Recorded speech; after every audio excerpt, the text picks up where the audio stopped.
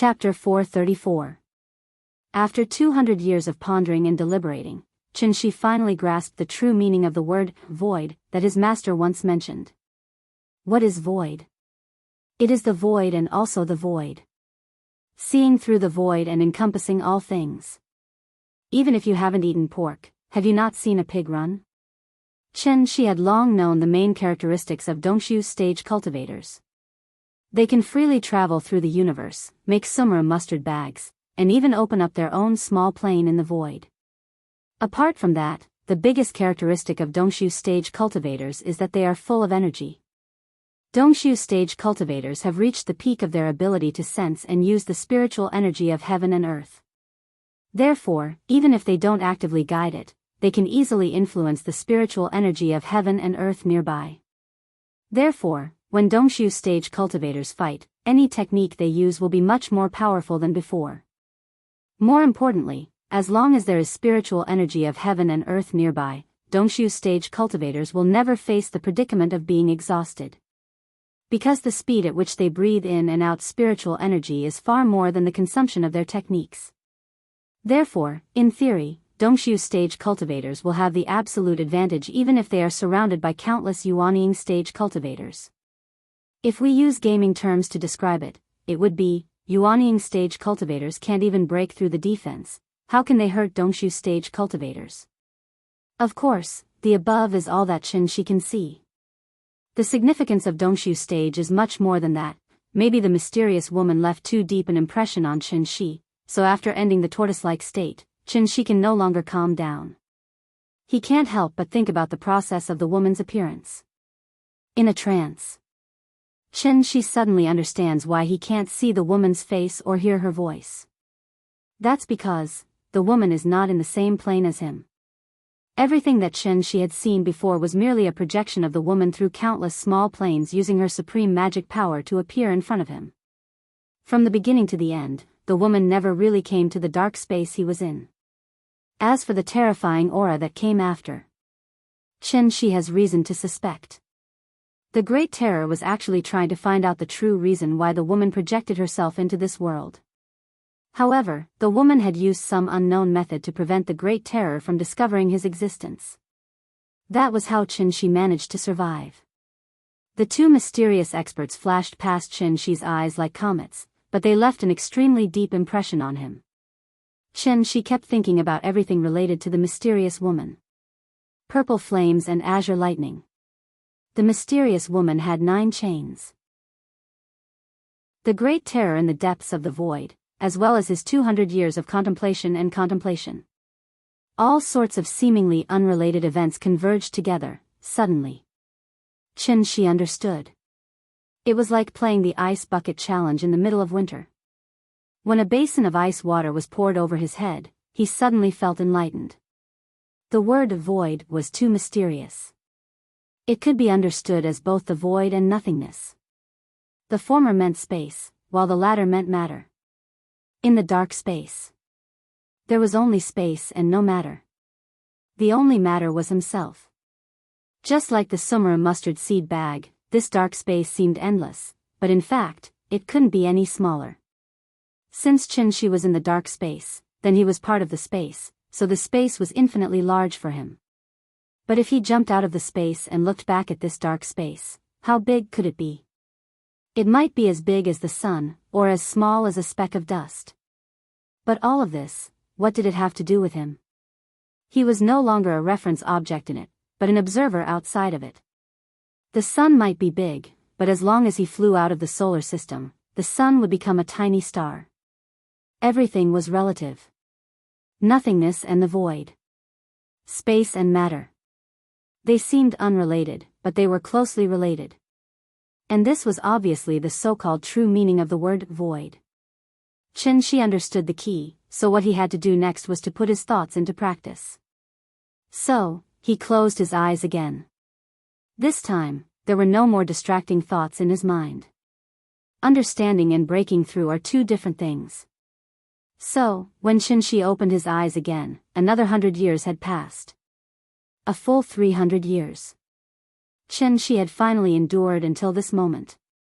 Therefore, the moment he opened his eyes, The surging true essence suddenly surged out of his body, and then spread out in circles. But then, the true essence was like tentacles, and was all pulled back by Chen Shi.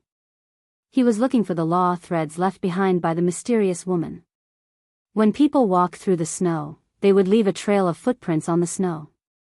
Although Chen Shi understood the true meaning of the word void, but because there was no spiritual energy in this place, he had not truly broken through to the Dongshu stage. Right now, he could not use his own strength to forcefully break through the void, so he needed to find the door of light that the woman opened for him. The snow melted. The door of light also disappeared. But the law threads that connected the two worlds still existed. Unless the woman personally destroyed it, this thread would forever exist between the two worlds. And this is the first law of heaven and earth that a cultivator must grasp, and also the biggest difference between the Dongshu stage and the ascended stage. One end is connected to the world, the other end is connected to the dark space. Chen Shi could only find this law thread at the moment. Because he had once used this law thread to travel between the two worlds. Maybe, when he breaks through again in the future, he will suddenly realize, even in this empty dark space, there were countless densely packed law threads. Every single one of them led to a different place. Chen Shi still could not open a new law thread by himself, so he could only rely on the woman's power. He searched and searched and searched. Finally, he found it. To Chen Shi, this thread could not be any thinner. If he did not understand the true meaning of the word void, he would not be able to sense the existence of this thread in his life. Of course, the so-called thread was just a concept. It actually refers to a cultivator's understanding of the law of heaven and earth. This was the first time Chen Shi came into contact with the law of heaven and earth. Thus, the moment he discovered this law thread, he was so excited that he started to tremble. Chen Shi could no longer suppress his excitement, and immediately reached out to touch the thread. The moment his finger touched the law thread, a golden light shone. The spirit energy from the world kept pouring out from the golden light. A smile that had not appeared in a long time appeared on Chen Shi's face. After that, he did not stay any longer, and directly turned into a ray of light and entered the golden light. The world. I'm back. Please remember the domain name of this book, .com, the mobile version of the book, .com. Chapter 435. Unlike the previous time, Chen Shi used his own ability to traverse through the two realms. After he flew out of the golden light, he naturally had a deeper understanding of the law threads. Chen Shi looked up and saw the same towering trees and lush vegetation on the floating island. The great sun-moon star array dispelled the darkness and brought light to the large world. Everything in front of him was the same as the last time he was here. There seemed to be no changes. But after Chen Shi looked around the floating island, he suddenly realized that the great sun-moon star array in the sky, which seemed to only be used for illumination, faintly contained strange patterns that even he could not understand. After realizing that something was wrong, Chen Shi was not in a hurry to find Yuhuan Tianzuan to settle the score. Instead, he sat cross-legged on the ground and looked up at the sky with a serious expression on his face as he observed. The last time he was here, he had not comprehended the true meaning of the word void, so he did not feel that there was anything special about this array. Now that he had comprehended the true meaning of the word void, and had even come into contact with the first law of heaven and earth, after careful observation, Chen Shi suddenly realized that these patterns were not the array patterns that maintained the operation of the array, but a law thread that he had never come into contact with before. The sun-moon star array rotated in unison. 9 stars flew in the sky, 9 palaces in the sky. Chen Shi looked at the bottom of the floating island thoughtfully. When he saw that the bottom of the floating island was still covered with stars, he suddenly had a guess. This array was not only used for illumination. That was because other than the many law threads above the floating island that guided the movement of the stars, there were also many law threads below the floating island that seemed to be there but not there. They were silent in the void, like a huge net hanging below the floating island group. If the 120,000 floating islands were considered as a whole, then this array was like 2 huge nets, firmly sandwiching the islands in between. One net had the sun-moon star array hanging on it, called Heaven's Net. The other net was deposited in the void, called Earth's Net. After understanding the mystery, Qinshi guessed, this formation might be the final trump card left by the grand pure divine ancestor for Tiandu. Once Tiandu faced a life and death crisis, the formation could instantly turn into a murderous formation and wipe out all enemies for Tiandu. Oh, it seems to be very powerful. After confirming the dangers of the Great Formation, Qinshi was still in no hurry to kill his way to Dragon Head Peak. Instead, he randomly grabbed an unlucky fellow on the floating island. Just like the last time, he had a time frame of reference this time, so he quickly found out from the mouth of this unlucky guy, it had only been a month since the battle on Dragon Head Peak. In other words, although Qinshi had been in the dark space for 300 years, only a month had passed in the great world. If the previous 200 years were to be included, then from the time he opened the gate of heaven until now, a total of less than 2 months had passed. If Tiandu time was converted to Earth time, it should be about 16 months. December of 1 year. 1 year and 1 April. Nian was already more than 6 years old. Without him and Ying to accompany her this year, he didn't know if this child's birthday was happy. Thinking of this, Qinshi's longing for her suddenly overflowed like the Yellow River, uncontrollable.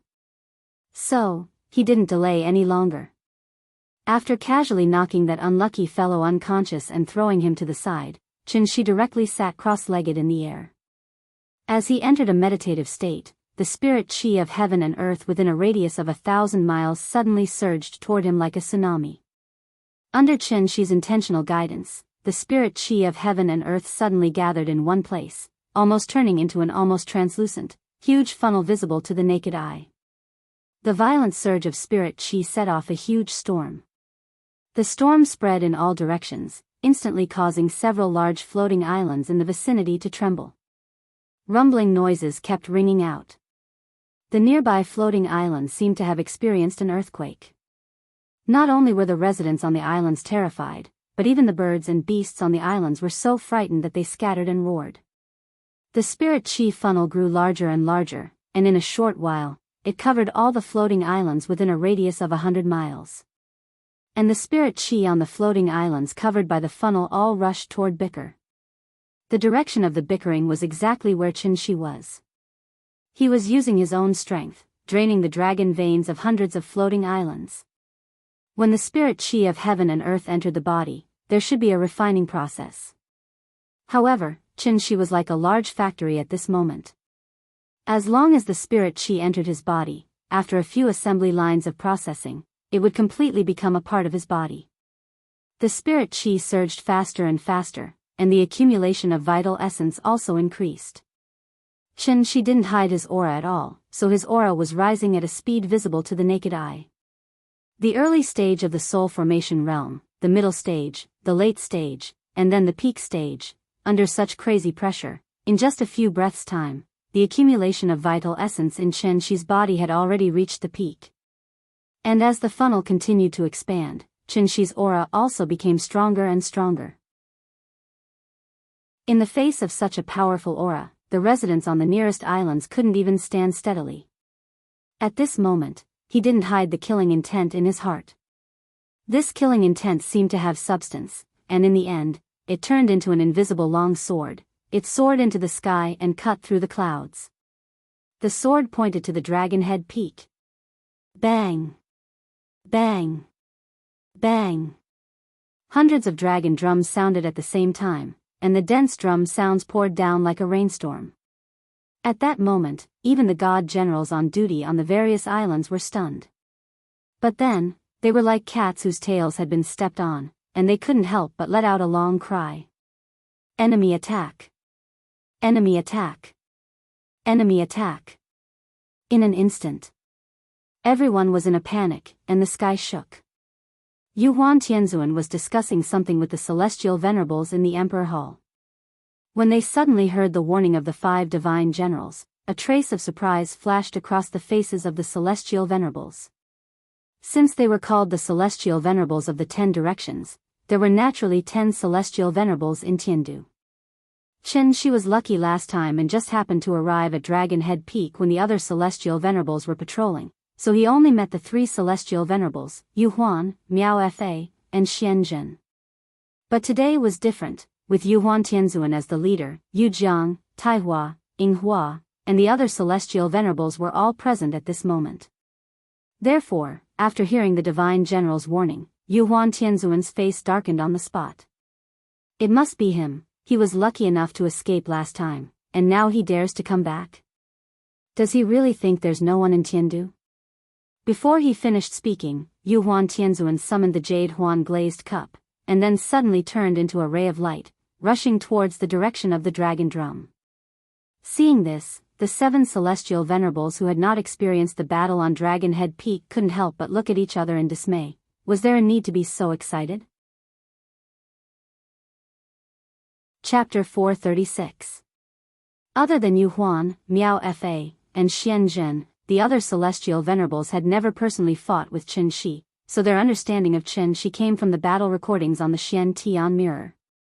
The seven celestial venerables were very knowledgeable, so it was not difficult to discover through the battle recordings, although Qin Shi seemed ferocious at that time, using his own strength to forcefully deal with the siege of 3 Empyreans. During the fight, he had been in a passive state the entire time, basically without any extra strength to fight back. The 3 celestial venerables almost took away half of Qin Shi's life, not to mention the 10 celestial venerables present. Therefore, after seeing Yu Huan Tianzuan so excited, the 7 celestial venerables could not help but feel a little puzzled.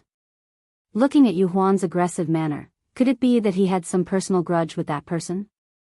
The 7 celestial venerables each had their own thoughts. As they pondered over the key points, they followed Miao Fa and Xianzhen to the direction of the dragon drum. The 10 celestial venerables going out to meet the enemy was a grand occasion in divine capital. They did not say that they were not allowed to watch the battle, therefore, the spectators could no longer suppress the excitement in their hearts. As long as they could fly, they followed the footsteps of the 10 celestial venerables and rushed toward Qin Shi's location like a swarm of bees. For a moment, as long as the celestial venerables passed by the floating island, it was like a hornet's nest that was lit by a fire. In an instant, countless celestial venerables and above flew out. It had been a long time since the great world was so lively. Densely packed silhouettes continuously flew across the sky above the floating island like a swarm of locusts. The scene was even more shocking than the final battle in the movie Avatar. It had to be said that this troublemaker not only had a high cultivation, but also had courage that far surpassed ordinary people. As the saying goes, where there is life, there is hope. As long as one's cultivation reached the golden core stage and above, one's life was more important than anything else. The cultivation of immortal cultivators was not easy to come by, so how could they so easily give it up for nothing? What was the difference between Qin Shi's current actions and courting death? In order to fight back, he sacrificed his life for nothing. How unwise was such an action? Many people could not help but feel sorry for Qin Shi from the bottom of their hearts. However, even more people were filled with excitement, hoping to witness the fall of a heavenly venerate with their own eyes. With Yu Huan Tianzuan in the lead, the immortal cultivators of the great world quickly arrived at the periphery of the floating islands.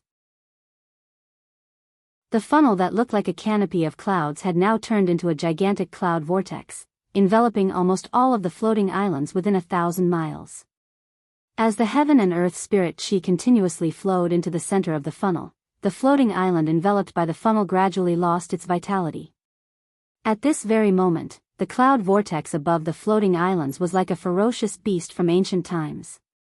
Apart from sucking dry all the dragon veins on the floating islands, it also cast a huge psychological shadow on the islanders. This mysterious man who dared to make an enemy of Tiandu had yet to show himself, but the invisible pressure coming from his body weighed down on everyone's hearts like a huge rock. A sense of despair gradually spread through the crowd. It was only after Yu Huan Tianzuan's roar that this huge rock finally fell. Arrogant thief. There's a path to heaven, but you don't want to take it. There's no door to hell, but you insist on coming. Generals of Tiandu, listen to my order. Follow me and set up the soul-capturing formation. This time, we must not let him escape. Yuan Tianzuan took the lead and led the 5 divine generals into the cloud vortex like a sharp arrow. His appearance was like a ray of light in the darkness, instantly clearing away the haze in everyone's hearts. The islanders raised their heads to look, and they could not help but reveal an excited expression as if they had just escaped death. In the end, Yuan Tianzuan was their spiritual leader. Unlike last time, Yuan Tianzuan did not care about his face this time and forced himself to fight Chen Shi one-on-one. Instead, he assumed a group fighting stance. However, when he rushed into the clouds, he suddenly realized that Chen Shi's aura seemed to be much stronger than last time. Thinking of this, Yuan Tianzuan's face could not help but flash a trace of surprise, and a sense of uneasiness arose in his heart. However, when Miaofa and Xianjun arrived, this feeling of uneasiness was thrown out of his mind in the blink of an eye. He was just a defeated opponent. Could it be that he could pierce through the sky today? For safety reasons, Yuan Tianzuan did not recklessly rush in alone. He was afraid of falling into Chen Shi's ambush, so he immediately said to Miaofa and Xianjun, "This person's behavior today is really strange. I'm afraid it's a trap. The two of you, follow me to find out what's going on." Hearing this, Miaofa and Xianjun immediately nodded, then summoned their magic weapons and rushed into the depths of the clouds with Yuan Tianzuan side by side. At the same time, Chen Shi, who was in the center of the vortex, slowly opened his eyes. As soon as he opened his eyes, the vortex formed by the spiritual energy above him began to rotate rapidly, and then poured down on him at a speed visible to the naked eye. There was no grand and unique scene of a breakthrough. When the vital essence in Chen Shi's body accumulated to a certain level, he, who had mastered the true meaning of the word void, naturally broke through to the divine transformation stage, and then directly stepped into the Dongshu stage. The moment Chen Shi stepped into the Dongshu stage, a faint golden light suddenly lit up on his eyebrows. From afar, it was a bit like when Erlangshan opened his heavenly eye in the TV series. Then, this golden light gradually converged between Chen Shi's eyebrows, and then completely disappeared. This was the first law of heaven and earth that he had mastered, also known as the divine mark. Once the divine mark appeared, the Dongshu stage would appear. Chen Shi deliberately restrained his aura, so Yuan Tianzuan did not notice anything strange. When enemies meet, naturally, their eyes would be exceptionally red. Even though they were still far away, the two sides did not even say a word. As the saying goes, "My brother Long is ruthless and doesn't talk much." The moment he saw Chen Shi, Yuan Tianzuan viciously threw the jade-glazed cup in his hand at him. It was still the 3 lanterns of heaven, earth, and man. Seeing this, Chen Shi did not even condense the divine sword Dharma power. He directly formed a sword with his fingers, and then slashed at the 3 lanterns. It was still the first move of the moonlight sword technique. But after this sword slash, it instantly sucked away the little remaining spiritual qi in the surroundings, causing a strange vacuum to appear where the sword slash passed. This was the difference between the divine transformation stage and the Dongshu stage. If the divine transformation stage was compared to nitroglycerin, then the Dongshu stage was obviously nuclear fusion. There was a fundamental difference between the two. Therefore, the moment Chen Shi's sword slash hit the 3 lanterns of heaven, earth, and man, an explosion that was beyond everyone's imagination occurred. With a loud boom, the 3 lanterns were sent flying back. The 3 heavenly lords who were closely related to the 3 lanterns seemed to have been severely injured, and a strange flush appeared on their faces. Please remember the domain name of this book, 9 Heavens Divine Emperor Mobile Version website.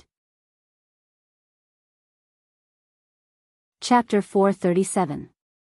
Above the Floating Islands. The huge cloud vortex obscured everyone's vision. They did not dare to approach the vortex, so they quietly floated around it. Looking up, the densely packed figures were like a swarm of locusts, almost covering half the sky. Just like the audience in the Colosseum in Rome, these descendants of ancient cultivators did not dare to make any noise, but there was still an inexplicable fanaticism in their eyes. Everyone wanted to witness the fall of a heavenly venerable with their own eyes. But no one expected that in addition to witnessing the fall of a heavenly venerable, they would also be fortunate enough to witness the birth of an ancient legend, with the arrival of the three heavenly venerables, Yu Huan, Miaofa, and Xian Zhen, a gap was torn in the cloud vortex that covered the sky. The three heavenly venerables were like three sharp arrows with tricolored divine flames on them as they shot straight at the enemy in the depths of the vortex. For a moment, the golden myriad spirit ancient E, the purple sky incinerating purple flame, and the grayish-green netherworld ghost flame all bloomed with their own unique brilliance.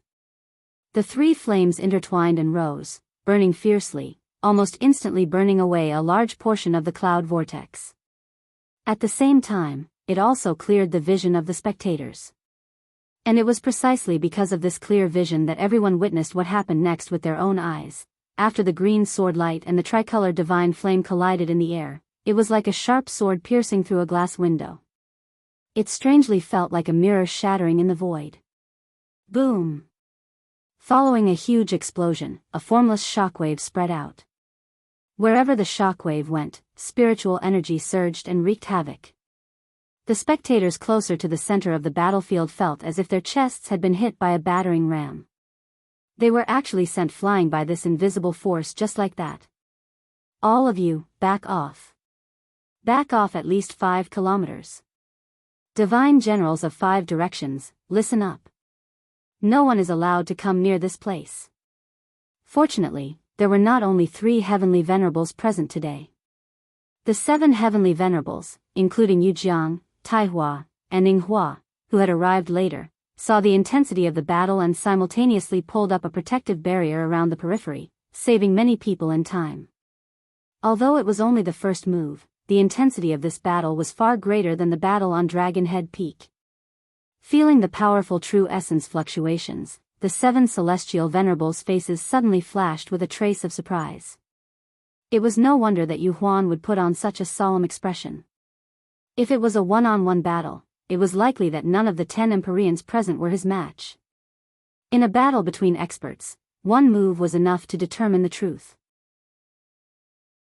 The 7 celestial venerables merely watched the battle from afar and did not personally step forward to fight with Qin Shi, so their feelings were naturally not as vivid as those of the 3 celestial venerables present. Qin Shi's seemingly casual slash, other than forcing the heaven, earth, and man lanterns to retreat, he had also directly injured the 3 celestial venerables who were related to the lives of the 3 lanterns. How could Yu Huan Tianzuan not be shocked? It wasn't like he hadn't fought with Qin Shi before. When he fought Qin Shi, who was at the peak of the soul formation stage, he didn't have the upper hand, but it wasn't as if he had no chance of winning. But now, Qin Shi was fighting against 3 celestial venerables alone, but he could still easily injure them? How was this possible? At this moment, not only was Yu Huan Tianzuan shocked, but even the 2 celestial venerables, Miao Fa and Xian Zhen, were filled with shock and uncertainty. The 3 of them hesitated, and the scene temporarily returned to its original calm. Seeing this, Qin Shi wasn't in a hurry. Instead, he slowly flew up until he was at the same height as the 3 celestial venerables. Only then did he speak loudly to everyone present. This humble one is Qin Shi. I've already met all of you before, so I don't think I need to introduce myself too much, right? Actually, I've always wanted to sit down and talk with all of you, but you didn't even give me a chance to speak. I originally had no intention of making an enemy out of Tiandu. I just wanted to borrow the sky-bearing impersonation technique and use the floating dawn mirror. If all of you are reasonable, you should understand that you shouldn't make an enemy out of me for no reason. At this point, Qin Shi suddenly paused. Then, he looked at Yu Huan Tianzuan and said calmly, also, I want to clarify that, I didn't kill Wushu. After hearing this, a trace of doubt flashed across Yu Huan Tianzuan's face. He frowned and seemed to want to say something, but then he heard Qin Shi continue. So what I want to say now is, if all of you are willing to talk, then I can give all of you another chance. Let's turn weapons of war into gifts of jade and silk, so as to avoid increasing the sin of killing. If not, everyone, please don't blame my sword for being merciless. Although Qin Shi wasn't an unforgiving evil person, he wasn't a good person with a gentle temperament either. If the mysterious woman hadn't saved him, he would have died with hatred in his heart. Therefore, although his words seemed reasonable, in reality, he didn't leave any face for the 10 celestial venerables. This was deliberately embarrassing for Tiandu. Of course, if the other party honestly lowered their heads and admitted their mistakes, Qin could indeed consider letting them live. But, with the lofty status of the 10 celestial venerables, how could they easily lower their heads to others? What? Don't we, the 10 celestial venerables, need face? If they really agreed to Qin request today, then how would the 10 of them face the generals of Tiandu in the future? How would they continue to rule the outside world with the face? From the beginning, Qin had already calculated the thoughts of the 10 celestial venerables.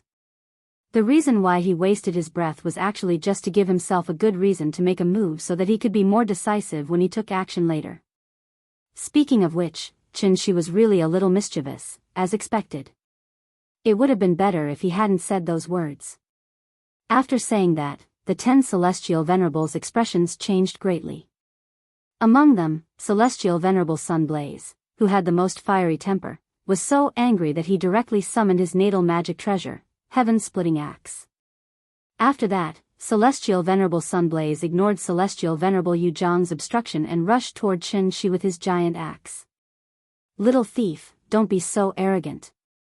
Yu Huan, you guys watch on the sidelines for now. Let me deal with him alone.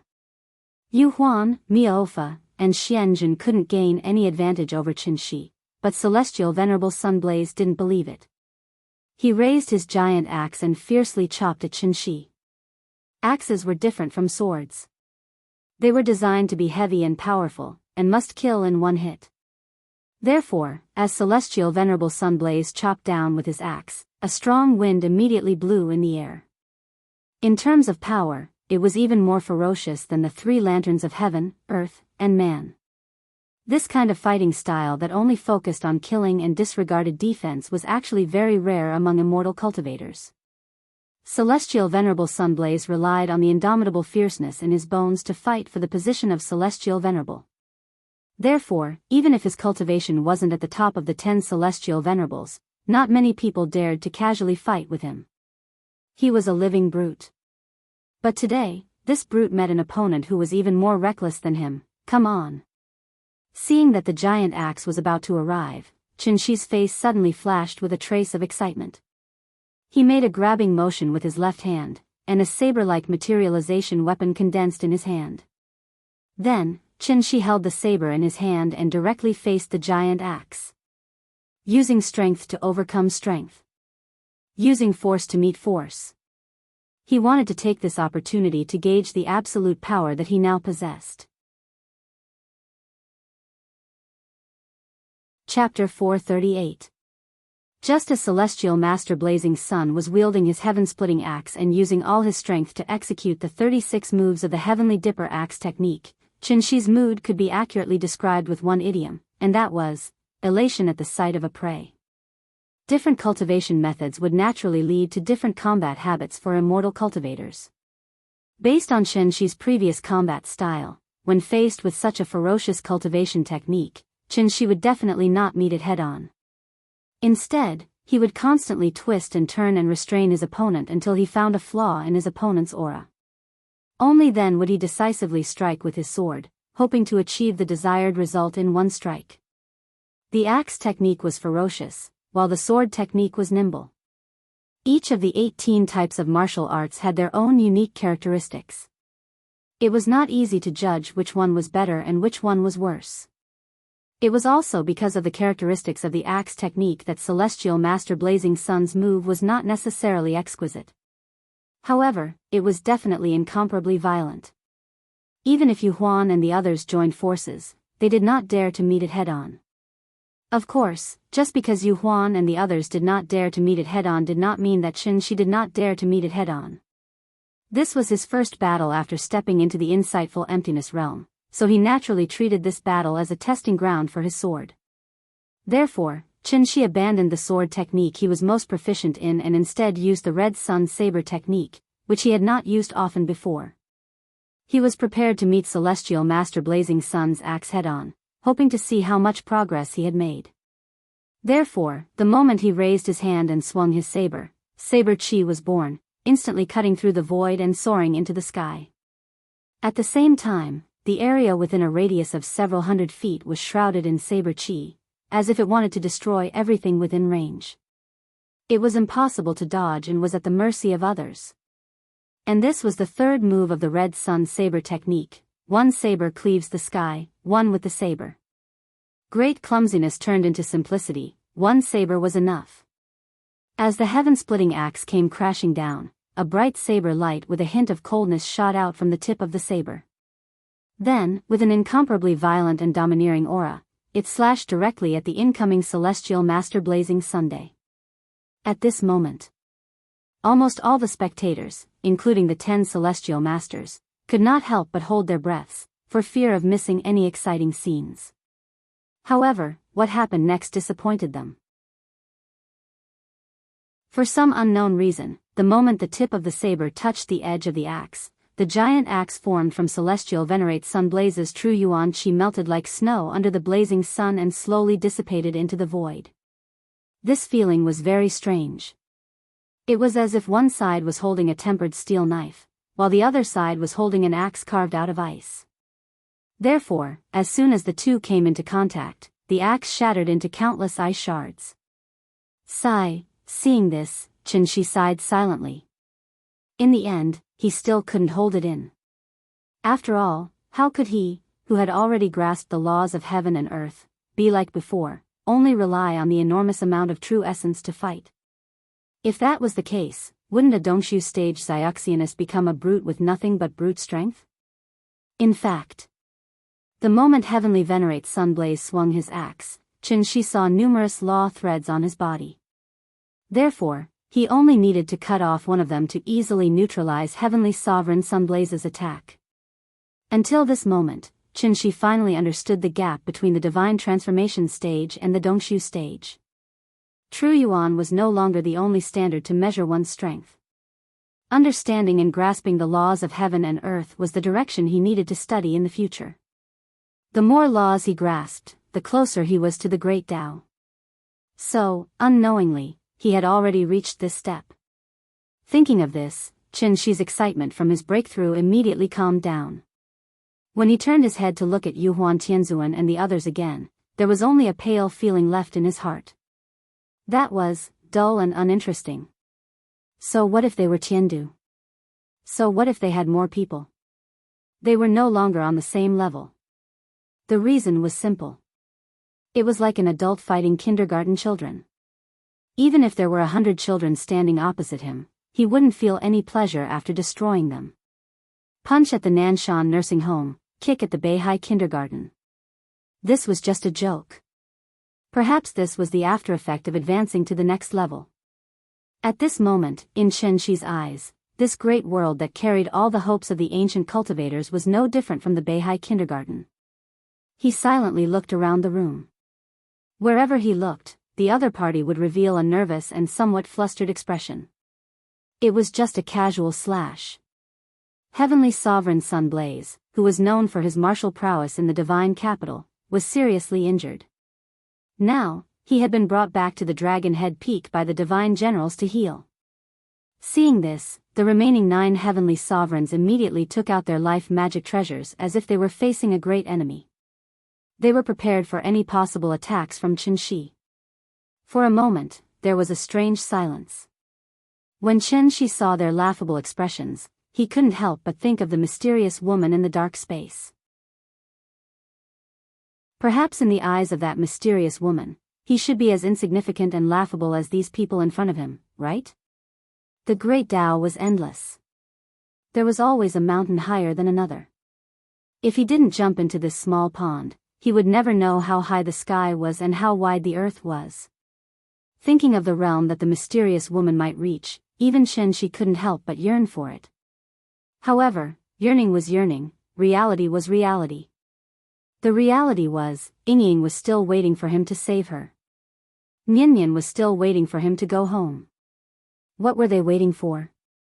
Therefore, after seeing the remaining 9 heavenly sovereigns take out their life magic treasures, Qin couldn't help but smile at them and say, "All of you come together, I'm in a hurry." As soon as his voice fell, a divine sword appeared in his right hand. Then, Qin held a sword in one hand and a saber in the other and took the initiative to rush toward the 10 heavenly sovereigns in front of him. Don't be afraid. Everyone, attack together. This old man really doesn't believe that he can overturn the heavens. Yuan Tianzuan was also a ruthless person. Although he didn't understand why Qin Shi was able to defeat heavenly sovereign Yang Yan in one move, he didn't have any intention of retreating. Instead, when he saw Qin Shi make a move, he took the lead to face him. It was still the same three lanterns of heaven, earth, and man combined attack. But this time, they were not facing Qin Shi, who was at the peak of the semi-god realm. It was Qin Shi, who was at the early stage of the void transformation realm and already had killing intent in his heart. I've already given you a chance, it's you who didn't cherish it, then don't blame me for being ruthless. After saying that, Qin Shi couldn't help but let out a long roar towards the sky, and the sword in his hand suddenly glowed with a faint cold light. The third move of the combination of sword and saber. The saber was formless, the sword was formless, and the vast expanse of heaven and earth could be shattered. Chapter 439. 3 styles of saber, 3 styles of sword. 3 styles of saber and sword. 3 styles of endless, 9 styles of returning to one. As soon as he finished speaking, Qin Shi held the sword in his right hand and the saber in his left. With a shocking momentum, he charged toward the 10 celestial sages not far away. At this moment, one of the 10 celestial sages was injured.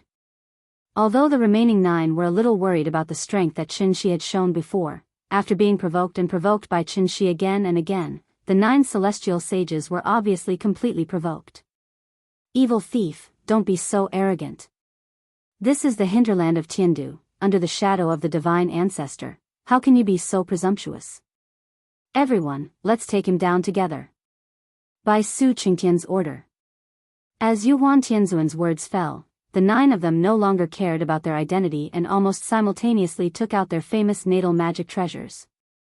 As various magic treasures flew out of their hands, the field suddenly shone brilliantly, showing the mighty divine power. Seeing that the battle was about to start, even the 5 divine generals, whose strength was second only to the celestial sages, retreated 10 miles away at this moment, not daring to take half a step forward. After all, this was a battle of the celestial sages. It was also the first time that the 10 celestial sages had joined forces to deal with one person. Therefore, no matter the result, today's battle was enough to be called unprecedentedly brilliant. Perhaps it was to make this battle more legendary. The moment Qin Shi raised the saber and sword in his hand, even time seemed to stop flowing, and everything in the void was silent. The third style of the divine skill, combination of saber and sword, the saber is formless, the sword is formless, the vast expanse shatters heaven and earth. When he was still in the heavenly jade world, Qin Shi had already used this move. However, at that time, he had not comprehended the true meaning of the word void, so he could only force the move with a huge amount of vital essence.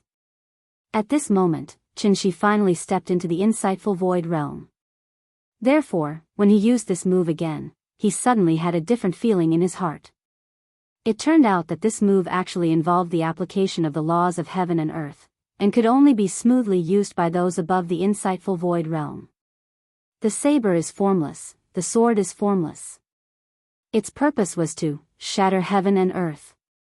Qin Shi swung the sword and saber in his hand, and endless saber and sword chi burst out in the void. Aura fluctuations could not be concealed, so the celestial venerables immediately felt that there seemed to be thousands of swords slowly forming in front of him. However, when they focused their gazes, they did not find anything strange. That was because this move had chi but was formless. It was exactly the same as that sentence. The blade was formless, and the sword was formless. The chi of the saber and sword, which contained the essence of the word void, was like a huge net in the void, suddenly covering the 9 celestial venerables. The 9 celestial venerables did not notice anything strange. Only when the net of chi from the saber and sword came crashing down did everyone realize that they had fallen into Qin Shi's trap. There was almost no warning. It was as if they had stepped into a void, and there was no end to their surroundings. Yuan Tianzuan tried to struggle, but found that he couldn't. It was as if he was trapped by something invisible. This? Seeing this, Yuhuan Tianzuan couldn't help but widen his eyes slightly. He quickly mobilized all the true qi in his body, trying to forcibly break free from the shackles. However, at this moment, his body suddenly felt pain, and countless bloody marks suddenly burst out all over his body. As if falling into a red dye vat, the 9 celestial venerables' clothes were instantly soaked with blood. Even with the protection of treasures, it was difficult for them to withstand the power of this move. Because this move was simply unpredictable and impossible to dodge. It was hidden in the void. If one did not comprehend the essence of the word void, it was basically impossible to detect it. And this was the terrifying part of the third divine skill. Turning nothingness into something, the world was filled with saber and sword qi, formless and formless. At this moment, it was a flower. At that moment, it was a bird. At the next moment, it was a scorching sun in the sky. From the perspective of a bystander, it was as if nothing had happened. However, the 9 celestial venerables' bodies were oozing blood very strangely. Just as everyone was feeling a little puzzled, Yuhuan Tianzuan suddenly looked up to the sky and let out a fierce howl. Then, he gritted his teeth and ignited a drop of blood essence in his body. One had to admit that this old man did have some eyesight. Once he saw that the situation was not right, he actually directly put on a desperate posture. At the price of burning his blood essence, he forcefully tore a gap in Chen Shi's saber and sword qi net. After escaping, Yuhuan Tianzuan did not waste any time. He directly recalled the jade world glazed cup and then used the ancient spirit Yi to save the few celestial venerables beside him. Yuhuan, you? Looking at Yuhuan Tianzuan, who was covered in blood qi, a trace of shock appeared on Heavenly Venerate Wondrous Spell's face. Hearing that, Yuhuan Tianzuan did not immediately reply. Instead, he looked at Chen Shi with eyes full of resentment. This person is not the same as before. He must have had some fortuitous encounter and stepped into the legendary supreme stage. This sentence was like a bucket of cold water poured over their heads, instantly extinguishing the burning battle intent in their hearts. Supreme stage. That was an existence that surpassed Empyreans. Ever since the grand pure saint ancestor passed away, the strength of the great world had begun to decline. It had been a long time since a supreme stage existence had appeared. Thinking of this, everyone couldn't help but look at each other. However, Yuhuan Tianzuan did not give them too much time to think. Instead, he continued, this person is not from our Tiandu. He is an external enemy. If we avoid him, how will we have the face to worship the sacred ancestor in the future? Tiandu's 10,000 years of inheritance, the sacred ancestor's illustrious name, is it going to be destroyed in our hands today? This old man is unwilling, and also unwilling. Only because, I am one of the 10 Empyreans of Tiandu. These words were so beautiful that it was as if the 8 Empyreans present had been injected with chicken blood. Their faces immediately surged with boundless pride. That's right. So what if you're a sovereign? Since we are the 10 Empyreans of Tiandu, how can we easily lower our heads to others? This seemingly long and tedious conversation actually happened in the blink of an eye. Therefore, just as Chen Shi was about to deliver the final blow, the remaining 8 Empyreans actually ignited the blood essence in their bodies. In an instant, the true essence fluctuations caused by the 9 Empyreans burning their blood essence were like the setting sun dyeing a large area of the sky red. Seeing this, Chen Shi couldn't help but flash a trace of admiration on his face. Immortal cultivators couldn't lose their courage. He didn't expect that the 10 Empyreans had been in high positions for so many years, but the sword in their hearts hadn't rusted because of this. His opponent was so valiant, how could he fall behind? Therefore, this time, Chen Shi didn't think of avoiding the spearhead at all. Instead, he immediately brandished his sword to meet it. At this point, the result of this battle was destined to be a fight to the death. Then, the 10 Empyreans united and displayed all that they had learned in their lives. They charged towards the legendary supreme stage in their strongest state. And Chen Shi displayed the elegance of the void stage. With his own strength, he fought 9 soul formation stage cultivators who were burning their blood essence and risking their lives. This battle was unprecedentedly bright. Please remember the domain name of this book. 9 Heavens Divine Emperor Mobile Version Reading Website. Chapter 440. As the battle gradually reached its climax, earth-shattering explosions rang out one after another. The multicolored true yuan was like an aurora, slowly flowing in the air above the floating island. As long as the true essence energy came into contact with Qin Shi's saber and sword Qi net, it would explode with a blinding light. The scene was like magnesium powder meeting fire. Shockwaves would always follow the explosion. Wave after wave of shockwaves crashed into the nearby floating islands, causing the islands below to tremble violently. If not for the fact that both sides were virtuous enough to subconsciously carve out a few moves before making a move, countless floating islands would have already been smashed to pieces. This was a battle between heavenly venerables. Although it looked like a dazzling battle, it actually contained countless murderous intents. Thus, even from 5 kilometers away, the spectators could still feel an extremely powerful murderous intent. No one dared to take a step forward. As long as they came into contact with the saber and sword Qi net or the rainbow divine light, they would definitely be shredded into pieces. Almost everyone's hearts tightened, including the 10 heavenly venerables. Because there was a time limit to burning blood essence. Not only did Qin Shi know this, but even the 9 heavenly venerables knew this very well. Time was of the essence, so the 9 of them wanted to use all their strength to defeat Qin Shi in one fell swoop before the blood essence was completely burned. But how could Qin Shi let them do as they wished so easily? Perhaps it was because Heavenly Venerable Sun Blaze was absent, but the 10 Directions Immortal Extermination formation that the 9 heavenly venerables had set up was clearly lacking in maturity.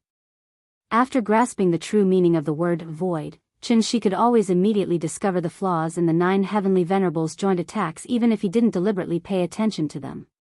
Thus, the 9 heavenly venerables' joint attacks were always easily resolved by Qin Shi. The 9 of them working together still couldn't hurt Qin Shi. Once the blood essence was completely burned, what would they use to deal with him? At this thought, Yuhuan Tianzuan immediately became impatient. Even the frequency of his attacks became more and more hurried. However, being impatient wouldn't help at all. Instead, it would only expose his shortcomings even more quickly. After the 2 sides had exchanged more than 1,000 moves, Qin Shi deliberately revealed a flaw and pretended to be pinned down by Emperor Yujiang. At the same time, he deliberately exposed his back to Emperor Yuhuan. Seeing this, Yuhuan Tianzuan fell for it. The old man felt that the opportunity was not to be missed, so he directly broke out of the formation and viciously smashed the glass cup at Qin Shi's back. As the Jade Universe glazed cup flew out of his hand, the 10 Directions Immortal Slaying formation, which had been greatly weakened due to Celestial Venerable Sunblaze's absence, immediately fell apart. At this time, Qin Shi seemed to have expected this. He suddenly forced Wondrous Spell Heavenly Lord back with a slash of his saber. Then, he decisively pulled back his sword, allowing the sword that had been accumulating power for a long time to point directly at Yuhuan Tianzuan. Yuhuan Tianzuan only saw a cold light flash before his eyes. He didn't even have time to defend himself before the sword pierced through his protective aura and through his body, drawing a long line of blood in the air. Pooh! After suffering such a heavy blow, Yuhuan Tianzuan lost his ability to fight on the spot and instantly fell from the sky.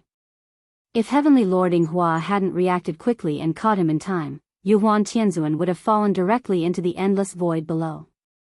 The formation has been broken. We are in danger. Everyone, quickly retreat to the Imperial Hall and regroup. We will wait for an opportunity. Go quickly. I will stop him. Heavenly Lord Wondrous Spell was indeed somewhat courageous. Seeing that the 10 Directions Immortal Slaying formation had collapsed due to Yuhuan Tianzuan's injuries, he advanced instead of retreating. He held the 8 Views Palace lantern and brazenly faced Qin Shi. However, Heavenly Lord Wondrous Spell, who was only at the early stage of soul formation, couldn't block Qin Shi, who was at the early stage of void transformation, even if he burned his blood essence. Thus, in the instant that the other 7 people turned around and flew away with Yuhuan Tianzuan, Heavenly Lord Wondrous Spell, who was covering for them, was struck by Chen Shi's sword. As a result, he fell from the sky and heavily smashed into the floating island below. A 1,000-mile journey collapsed because of an ant's nest. Because of Yuhuan Tianzuan's momentary mistake, the 10 Directions Celestial Lords were instantly defeated. In gaming terms, that would be, the configuration of their formation was too low, and the margin for error was almost zero. A single mistake would instantly cause them to be wiped out. After Chen Shi defeated Heavenly Lord Wondrous Spell, he didn't rush to finish him off. Instead, he immediately chased after the 8 fleeing Celestial Lords. Seeing this, Heavenly Lord Yujiang, who was the strongest among them, decisively stepped forward and replaced Heavenly Lord Wondrous Spell to cover for everyone. However, Chen Shi was like a madman who had gone berserk. As soon as the two of them met, Heavenly Lord Yujiang was slashed down by his sword and fell straight into the void below. Wondrous Spell and Yujiang fell one after another. Even if they excluded the heavily injured Yuhuan, there were still 6 people left. Thus, Heavenly Lord Xuanzhen stepped forward. They couldn't delay for too long, but this method of covering the rear greatly lengthened the battle line. As a result, after Chen Shi repelled Xuanzhen with his sword, Dragon Head Peak appeared not far in front of them. At this moment, Chen Shi didn't need to think with his but to know. They were going to activate the Great Sun Moonstar Formation. Since this formation was the final killing move that the Grand Pure Divine Ancestor had left behind for Tian Capital, it must have its unique features. Chen Shi didn't think that he was a match for the Grand Pure Divine Ancestor, so he deliberately lured everyone to the periphery of the floating islands. His goal was to make the 10 Heavenly Venerables stay away from the Imperial Polarity Hall and prevent them from activating the formation at any time. Chen Shi had achieved his goal. However, he still didn't expect. The 10 Heavenly Venerables, who held high positions, would have the courage to burn their blood essence and sacrifice themselves at the same time. Xuanzhen fell. Yinghua stepped forward again. The Heavenly Venerables, who used to be high and mighty, fell one after another, but the remaining few stood up resolutely and continued to cover the rear for their companions. Although they couldn't block 1 or 2 moves from Chen Shi, they could create some obstacles for Chen Shi and buy some time for everyone to escape. When only 3 Heavenly Venerables were left beside Yuhuan, the group of 4 finally flew to Dragon Head Peak. For Tian Capital, for the Divine Ancestor's reputation. Go, Yuhuan. We'll do our best to buy time for you. A fierce look flashed across the Taihua Heavenly Venerable's face. Then, he and the other 2 Heavenly Venerables turned to face Chen Shi, who was chasing after them with a sword. Seeing this, Chen Shi couldn't help but yell fiercely, "Get lost!" The battle was coming to an end. As long as the 3 people in front of him were defeated, Tian Capital would have no chance of counterattacking. Therefore, Chen Shi no longer held back and decisively used his killing move. The saber was formless, the sword was formless, and the vast expanse could shatter the universe. The sound came with the sword, its momentum unparalleled. The 3 Heavenly Venerables with the lowest cultivation didn't even have time to scream before they were completely pulverized by the billions of saber lights and sword shadows. However, it was also because they risked their lives to stop Yuhuan Tianzuan successfully flew to the front of the Imperial Polarity Hall. As soon as he landed, Yuhuan Tianzuan suddenly let out a long howl and slammed his palm into the center of the square. In an instant, the entire floating island trembled violently. Feeling the tremors from Dragon Head Peak, Yuhuan Tianzuan couldn't help but tremble with excitement. After tens of thousands of years of silence, the array pattern that the Divine Ancestor personally engraved on the square finally showed its brilliance to the world. Divine Ancestor above. The Emperor's majestic North Tower, the Divine Ancestor's vast kindness shakes the southern sky. Fortunately, we did not disappoint you. Chapter 441. I wish everyone a happy new year. I'm sure you'll be rich this year. It's New Year's Day, so all my relatives and friends will come over to play. I'm busy cooking at home, so I really can't write. I hope everyone can bear with me in the new year. I'll remember to update it. I'll update it at night and in the morning. I'm so moral. Happy New Year. returning from cultivation to become a stay-at-home dad. Please wait a moment. After the content is updated, please refresh the page to get the latest update. Chapter 442. As Yuan Tianzuan slammed his palm down, the formation runes engraved on the plaza began to glow. Just as Qin Shi had expected, this formation was indeed the final killing move left behind by the Pure Sky Saint Ancestor for Tiandu. Ever since the Pure Sky Saint Ancestor led the ancient cultivators to build Tiandu, this formation had been engraved on Dragon Head Peak. But what was strange was that the ancient books left behind by the Pure Sky Saint Ancestor did not record any description of this formation, so no one knew what this formation was used for. Perhaps it was an illusion formation, perhaps it was a killing formation. In short, it should not be activated unless it was absolutely necessary. Speaking of which, it was important to mention something important. It was not that Qin Shi did not want to stop the formation from activating, but that he could not stop it at all. Unless he could kill the 10 Celestial Venerables in one move, the 10 Celestial Venerables would activate the formation at the most dangerous moment. This was a paradox in itself. After all, the formation carried Tiandu's last hope and was also the foundation of Tiandu's standing in the great world. Just like playing cards, when Yuan Tianzuan lost everything, he would naturally place his hopes on this trump card. And now, it was time to reveal this trump card. It had to be said that this trump card was indeed somewhat extraordinary. As the formation runes on the plaza appeared one after another, the great sun-moon star formation above the floating islands suddenly dimmed a lot, and the entire great world fell into darkness. Seeing this, Qin Shi could not help but be on guard and carefully analyze the changes in order to find the location of the formation's life gate as soon as possible. Whether it was an illusion formation or a killing formation, there would usually be 2 life and death gates when setting it up. On one hand, it was to prevent the formation from covering their allies, and on the other hand, it was convenient for the person setting up the formation to enter and exit the formation. But what made Qin Shi feel a little strange was, the formation in front of him did not seem to have 2 life and death gates. As soon as the formation was activated, one after another, flickering lines of law slowly appeared in the void. Even if Yuan Tianzuan had not grasped the true meaning of the word void, he could still see these lines of law with his naked eye.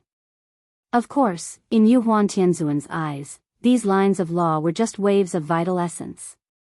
The lines of law crisscrossed in the void.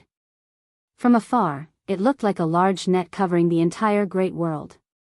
Then, these lines of law tightened, and the 120,000 floating islands became fish and shrimps in the net.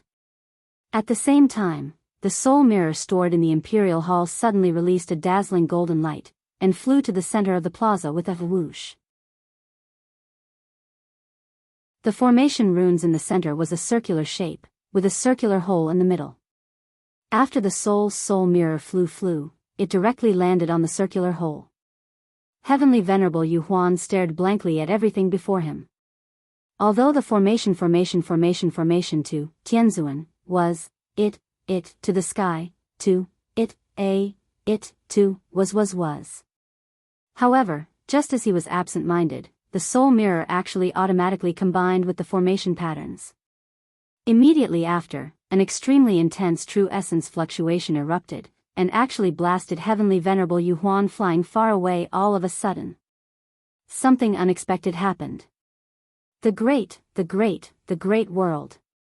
The 120,000 floating islands began to shake violently under the influence of an unknown force.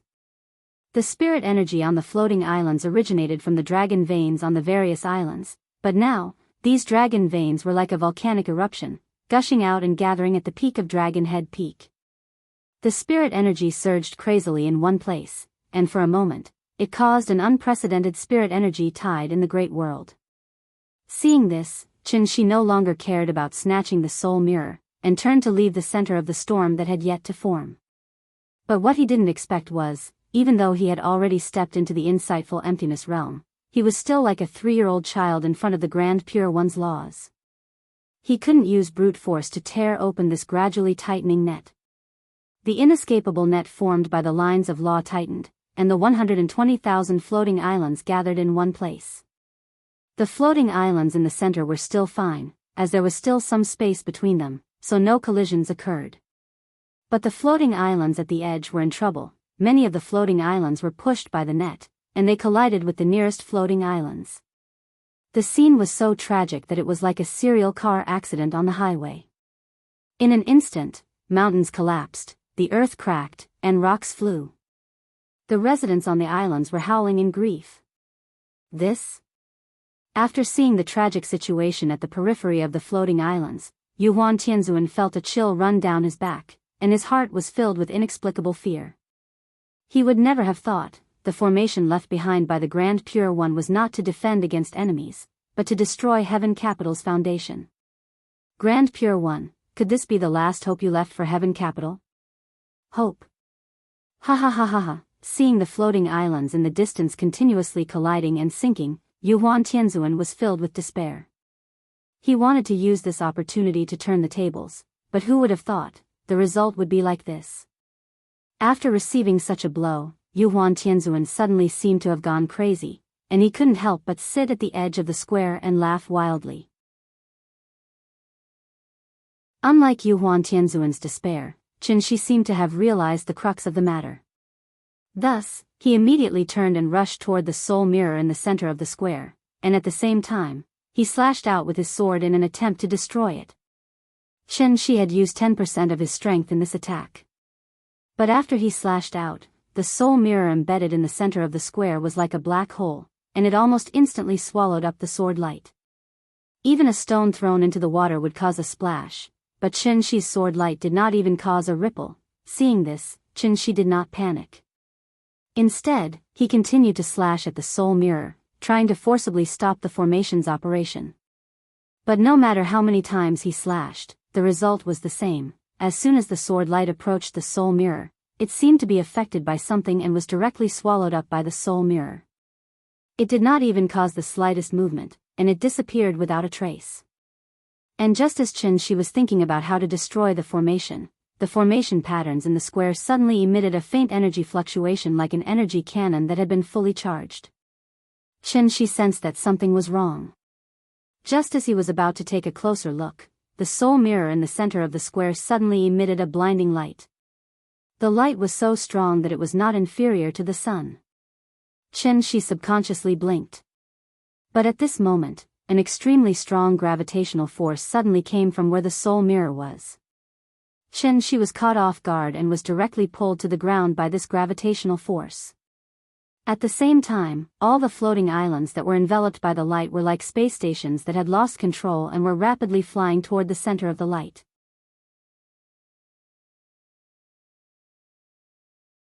Chapter 443. A beam of light suddenly shot out from Dragon Head Peak, followed by an extremely powerful gravitational force. This gravitational force was so strong that it could even drag Qin Shi down from the sky, let alone other objects in the great world. No one or object could resist this powerful gravitational force. It seemed to have combined all the spiritual energy in the great world. The moment the light appeared, it pulled all 120,000 floating islands to the vicinity of Dragon Head Peak. The scene was so spectacular that it could be described as hundreds of barges and thousands of sails competing. One after another, the floating islands collided in the void. Each collision would set off an earth-shattering boom, accompanied by the cries and wails of countless living beings. Many of the weaker cultivators were turned into dust on the spot in the collision. Even those with higher cultivation, such as the 5 divine generals, could not escape the pull of the strong light even though they could successfully avoid the collision of the peaks. This scene was very similar to a flush toilet. One only needed to gently press the switch, and all the filth and turbidity in the world would rush into the sewer along with the rapid flow of water. Yuan Tianzun, who was closest to the strong light, was the first to disappear. He did not even have the time to scream before he was sucked away by the strong light in the blink of an eye. Immediately after, the Imperial Extreme Hall also turned into thousands of dust and debris and disappeared into the strong light. Then, the flowers, trees, sand, and stones on Dragon Head Peak, whether it was birds, beasts, divine generals, or star lords, as long as they were enveloped by the strong light, they would be instantly sucked in and completely disappear. This strong light was like a white hole, crazily devouring everything in the great world. After swallowing Dragon Head Peak, it began to devour the surrounding floating islands as if it would never be full. Chen Shi bitterly resisted the strong gravitational force brought about by the strong light. He looked back at the square and found that it had completely turned into a white sphere of light. The strong light came from the central region of this sphere of light, and there was a strange black region at the edge of the sphere that looked like a ribbon in the void. In any case, Chen Shi was someone who had seen big scenes. Therefore, after seeing such a scene, a term immediately popped up in his mind: a white hole.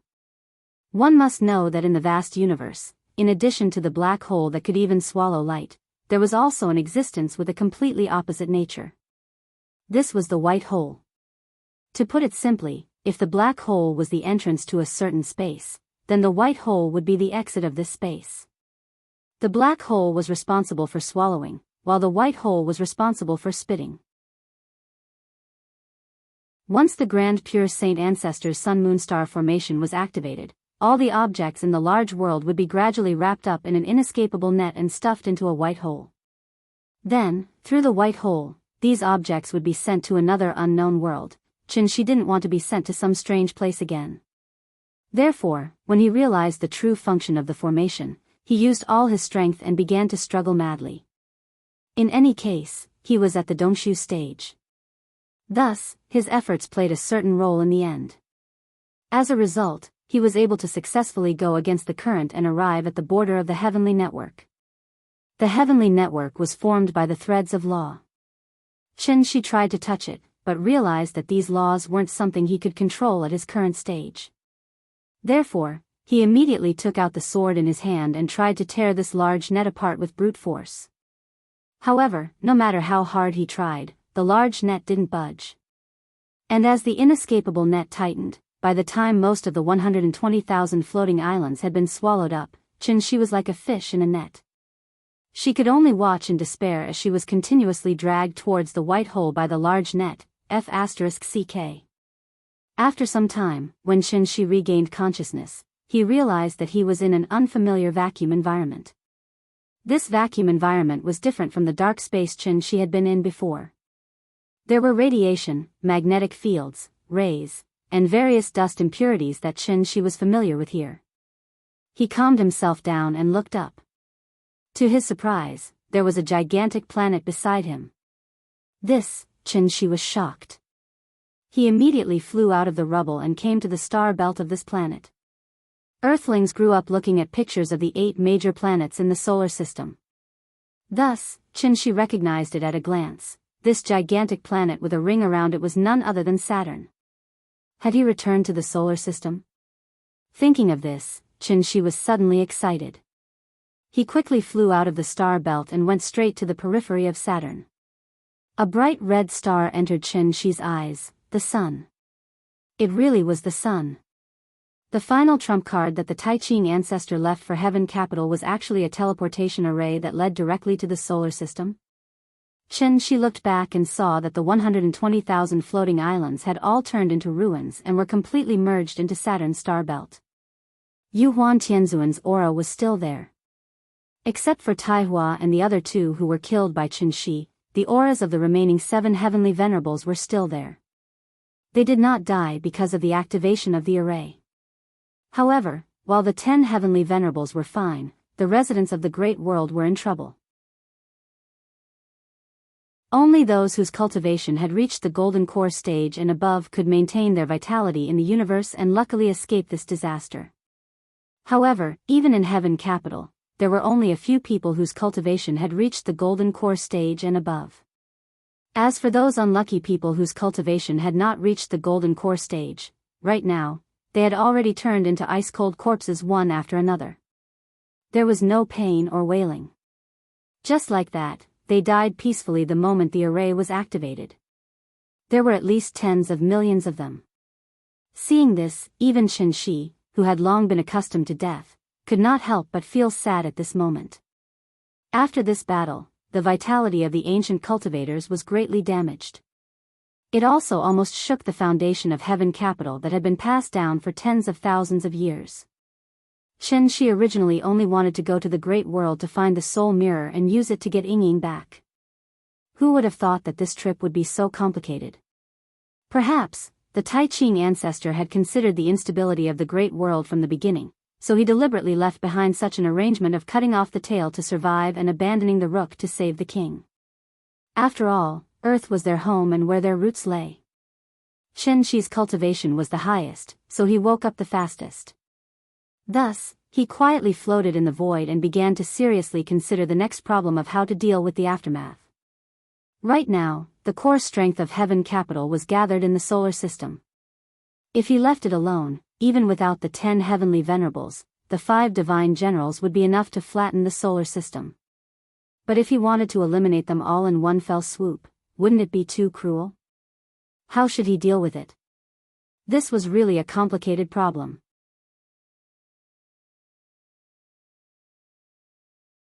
Chapter 444. Chen Shi hadn't considered the issue of Tiandu's aftermath for too long. After all, he hadn't even settled his own family's affairs, so where would he find the time to care about other people's affairs? He had to find a way to retrieve Ying's soul. That was what Chen Shi needed to do right now. Thus, Chen Shi began a careful search of the ruins of Saturn's ring. Saturn's volume was 830 times that of Earth, and its rings were formed after comets and asteroids collided. Its width alone was 25 times that of Earth's diameter. Thus, when the 120,000 floating islands were thrown into Saturn's rings, it was like sand falling into the sea, not causing any waves at all. Perhaps because the formation had just been activated, the strange energy fluctuations on the soul mirror had completely disappeared. Chen Shi searched the floating island ruins for a long time, almost inch by inch, before finally finding that damnable mirror in one of the meteorite ruins. The sky-bearing mirror of floating dawn. The soul mirror was buried deep in the soil, so it was inevitable that it was stained with some dust and dirt. Chen Shi summoned it back with his inner energy, and a bone-chilling sensation came as soon as he touched it. In all honesty, the soul mirror really did appear to be a little mundane now that it had lost that unknown energy fluctuation. A dull mirror with a dark yellow frame. If it weren't for the exquisite patterns on the frame, and the mysterious power of the law faintly contained within, Chen Shi wouldn't have believed that this mirror was actually a legendary artifact. Connate peerless treasure. Perhaps this was what they meant by returning to one's natural state. The soul mirror wasn't an offensive treasure, so for Tiandu, its symbolic significance was far greater than its actual significance. When the sun-moon star formation was activated, Chen Shi didn't sense any spiritual fluctuations, so he deduced that the formation had nothing to do with the soul bridge. Whether it was the formation or the soul bridge. Both were meant to travel to Earth, but the methods used were completely different. The sun-moon star formation was too barbaric and crude, and Xian Nu's soul wasn't enough to activate it. Its true source of power was actually all the dragon veins in the great world. That was why when it was activated, it would set off a tidal wave of spiritual qi that was close to landslides and tsunamis. Chen Shi tried to infuse his true essence into the soul mirror, but there was no reaction. Thus, after a moment of hesitation, he separated a strand of his spirit from his heart aperture and carefully poured it into the soul mirror. Chen Shi was already cautious enough. After all, this was a connate cardinal treasure that he had never come into contact with before. But he didn't expect that the moment his spirit entered the mirror, it was as if Chen Shi's soul had been sucked away by the soul mirror, causing him to lose all sense of the outside world. His divine sense entered the soul mirror. It was only then that this connate supreme treasure truly displayed its uniqueness. There was a strange consciousness space within the soul mirror, which was also the place where Xian Nu's soul was stored. As soon as Chen Shi's consciousness entered the soul mirror, he felt as if he'd fallen into the yellow springs or the river Styx. He was surrounded by dense resentment that refused to dissipate. Perhaps his arrival had disturbed the Yin souls that had been imprisoned here for many years, so much so that the resentment of these Yin souls was like bats in a bat cave, and they actually rushed towards him in groups. Chen Shi couldn't help but snort angrily when he saw this. The spiritual pressure of a Dongshu cultivator immediately spread out. Arbiter Xian Nu's cultivation wasn't high to begin with. It wouldn't be an exaggeration to say that she was an ordinary person, so how strong could her soul be? Yin souls didn't have consciousness, but they still retained their instincts to seek good fortune and avoid calamity. Thus, when Qin released his aura, the Yin souls scattered like frightened birds and beasts, not daring to approach him at all. One had to know that the soul mirror and the real world were two completely different concepts. The soul mirror was somewhat similar to a cultivator's sea of consciousness. In this space, the five senses were useless. They could only sense each other through their souls. And in Qi's perception, in this mysterious and strange soul mirror, there was a faint fluctuation of a soul that he was extremely familiar with. Although it was very weak, like a grain of gold in a vast sea of sand, Qi was still able to sense its existence immediately. This was the throbbing of the soul. It was also the bond between two people who truly loved each other. One look and they could see each other. One step was like a heavy city. Love was separated by mountains and seas. The mountains and seas couldn't be leveled. There were boats to cross the seas. There were roads to cross the mountains. This love overturned the mountains and seas. The mountains and seas could be leveled. Qi suddenly looked over. He felt as if there was someone waiting for him in the depths of his sea of consciousness. Thus, he rushed forward without hesitation. Along the way, all the Yin souls avoided him. Only the fluorescent light still floated silently in the same place.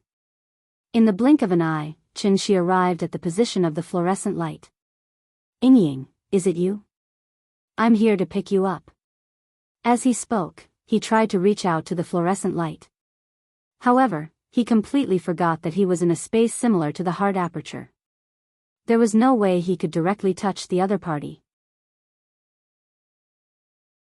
The fluorescent light couldn't give Qi any response. But from Qi's point of view, there was no need to say anything more. Ying was right in front of him.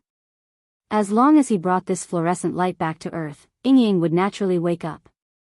Their family could also be reunited. Thinking of this, Qi was suddenly very excited. Thus, he immediately used his powerful soul to gently envelop the fluorescent light. Then, he tried to bring it out of this damned soul mirror. But at this time, Qi suddenly realized, this space seemed to only allow entry and not exit. There was no way out. However, after thinking about it for a while, he quickly felt relieved. After all, the spirit mirror was used to store Yin souls. How could they escape so easily? If there was no exit, he could just open one himself. Speaking of which, it was strange, ever since Qi's soul entered the spirit mirror, he completely lost his sense of his physical body. It was as if his physical body and soul were separated. Seeing this, Qi didn't panic at all. At this moment, he had already stepped into the paradise void stage and had grasped the essence of the word void. It was just an ownerless object, so what if it was a connate cardinal treasure? Could it be that they could really trap him to death here? Thus, Qi immediately abandoned all distracting thoughts and tried to establish a connection with his physical body. Perhaps it was his efforts that had worked.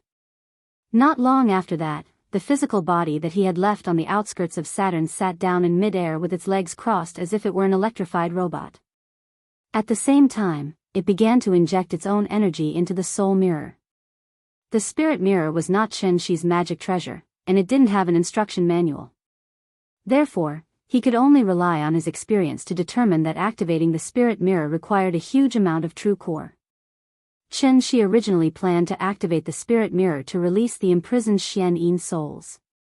With him watching over the Yin souls, no accidents would happen after the spirit mirror released the Yin souls. However, Qi never thought that, as he continued to inject true core into the spirit mirror, an extremely powerful energy fluctuation suddenly erupted from the spirit mirror. Then, under the influence of this unknown energy, the huge Saturn began to rotate in the opposite direction along the planet's orbit.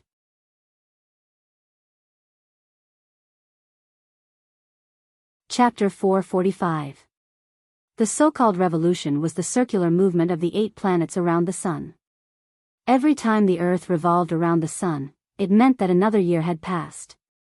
The 8 planets of the solar system were born from the accretion disk of the same star, so they all revolved in the same direction, from west to east around the Sun. The length of each planet's orbit was different, so it naturally took them different amounts of time to complete one revolution. Using Earth's time as an example, Mercury took 68 days to complete one revolution, Saturn took 29 years to complete one revolution, and Pluto, which was the furthest from the Sun, took as long as 248 years to complete one revolution. It was precisely because of this that it was very difficult for the 8 planets to appear in the same straight line at the same time. Once it did, it would become a legendary phenomenon, 9 stars aligned.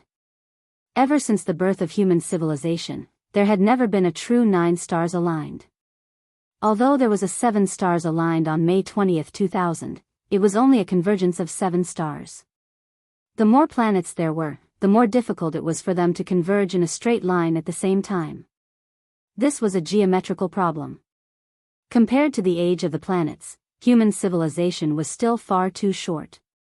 With a mere 6,000 years of civilization, humans hadn't even fully explored the solar system, so how could they dare to dream of exploring the vast universe? On this day, October 21st, it was supposed to be an ordinary day. However, under the influence of the soul mirror, Tiandu unexpectedly descended into the solar system. Of course, this wasn't important. What was important was, after going through untold hardships, Qinshi finally obtained the soul mirror he yearned for day and night. Because of this, he also found in Ying's long-lost soul. However, what he didn't expect was, in the instant that he activated the soul mirror and attempted to release the Yin spirits within, the soul mirror didn't activate as he had imagined. Instead, it suddenly erupted with an extremely powerful and unknown force. This force was so strong that it even pushed Saturn, which was revolving in its orbit, to rotate in the opposite direction. Qinshi sensed that something was amiss in the outside world. Just as he was feeling a little puzzled, an extremely powerful tremor also appeared within the soul mirror. It was like a bottle of water being violently shaken in someone's hand, and the thousands of Yin spirits within the bottle were instantly sent flying in all directions. Qinshi hastily protected Qin Ruoying's divine soul. However, immediately thereafter, his soul was instantly dragged out of the soul mirror by a burst of invisible power, as if it were a small boat caught in a whirlpool. After his soul returned to his body, Qinshi suddenly opened his eyes. He lowered his head and saw that the soul mirror was still in his hands. However, the previously dull surface of the mirror now faintly rippled with circles of ripples. Seeing this, Qinshi was shocked and quickly withdrew his true essence. He withdrew his true essence. But unfortunately, however, the soul mirror continued to operate. At this moment, Qinshi suddenly realized, in addition to Saturn, even Jupiter, Mars, Neptune, and Uranus began to rotate in the opposite direction under the influence of this unknown force. Among them, Venus and Mercury, which were closer to the Sun, suddenly accelerated their revolutions and converged with the Earth in a straight line. With the exception of Earth, the 8 planets all changed their respective orbital speeds and directions, converging into a straight line at a speed visible to the naked eye. In an instant. The alignment of 9 stars, a sudden phenomenon. After 10,000 years, this peerless formation set up by the Taiqin divine ancestor was finally revealed to the world in its entirety. Even the great formation of sun, moon, and stars in the great world was actually only one of its subformations. The moment the alignment of 9 stars occurred, a large nomological net formed by the laws of heaven and earth vaguely appeared at the boundary of the solar system. This was something that had to be mentioned, the boundary of the solar system, which was the place where the sun's gravity could cover. There were as many as 100 billion comets there. These comets were gathered together by the sun's gravity, thus forming a spherical cloud, which was also known as the Oort cloud by scientists. If one were to look at it in another way, the Oort cloud could be seen as the atmosphere, and the comets within it could be seen as droplets of water vapor in the atmosphere. The moment the nomological net appeared, Qinshi was completely stunned. This large net was somewhat similar to the inescapable net in the great world, but it contained nomological attributes that Qinshi could not understand at all. One had to know that Qinshi had already stepped into the insightful void realm. However, when he saw this scene, he still felt a sense of loss and helplessness in his heart. It was like a primary school student trying to solve a calculus problem in university mathematics. the moment he saw those densely packed numbers and symbols, Qin was completely stunned. These were all left behind by the Tai-Ching divine ancestor. The solar system was not like the Great World. The area of 120,000 floating islands added together was at most equivalent to the area of Asia. But what about the solar system? Even if one flew at the speed of light, it would take an entire year to fly to the boundary of the solar system. And this was only the radius of the solar system. The more you know, the more you can recognize your own insignificance.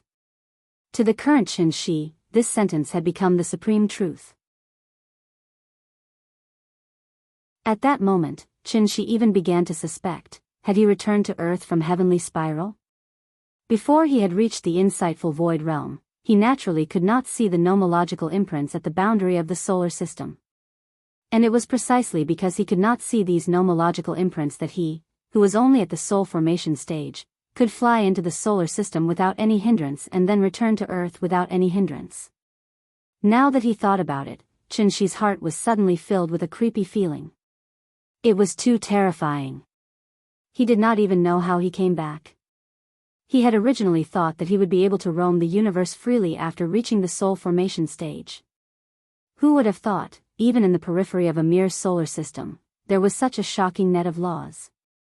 If it were not for someone secretly opening the way for him, how could he, who was only at the soul formation stage, so easily pass through this net of nomological laws? Everyone would more or less suffer from paranoia, and Qin was no exception. So, he was afraid. Although he did not know the true use of this net of nomological laws, Qin could still sense the supreme power contained in it as long as he used his heart to feel it. This was an absolute power that was above the insightful void stage and even the Tao integration stage. Perhaps only true immortals who had experienced the great tribulation of heaven and earth could control it. With this in mind, Qin felt as if the soul mirror in his hand was a hot potato that he could not throw away even if he wanted to, and it was very hot in his hand, but if he continued to use the soul mirror, Qin would not dare to do so even if he had 100 guts. After all, Ying's soul was still inside. Who knew how many secrets were hidden in this broken mirror? What if he caused some kind of trouble? What should he do then? Qin was stunned as he looked at the spectacular 9-star alignment in front of him.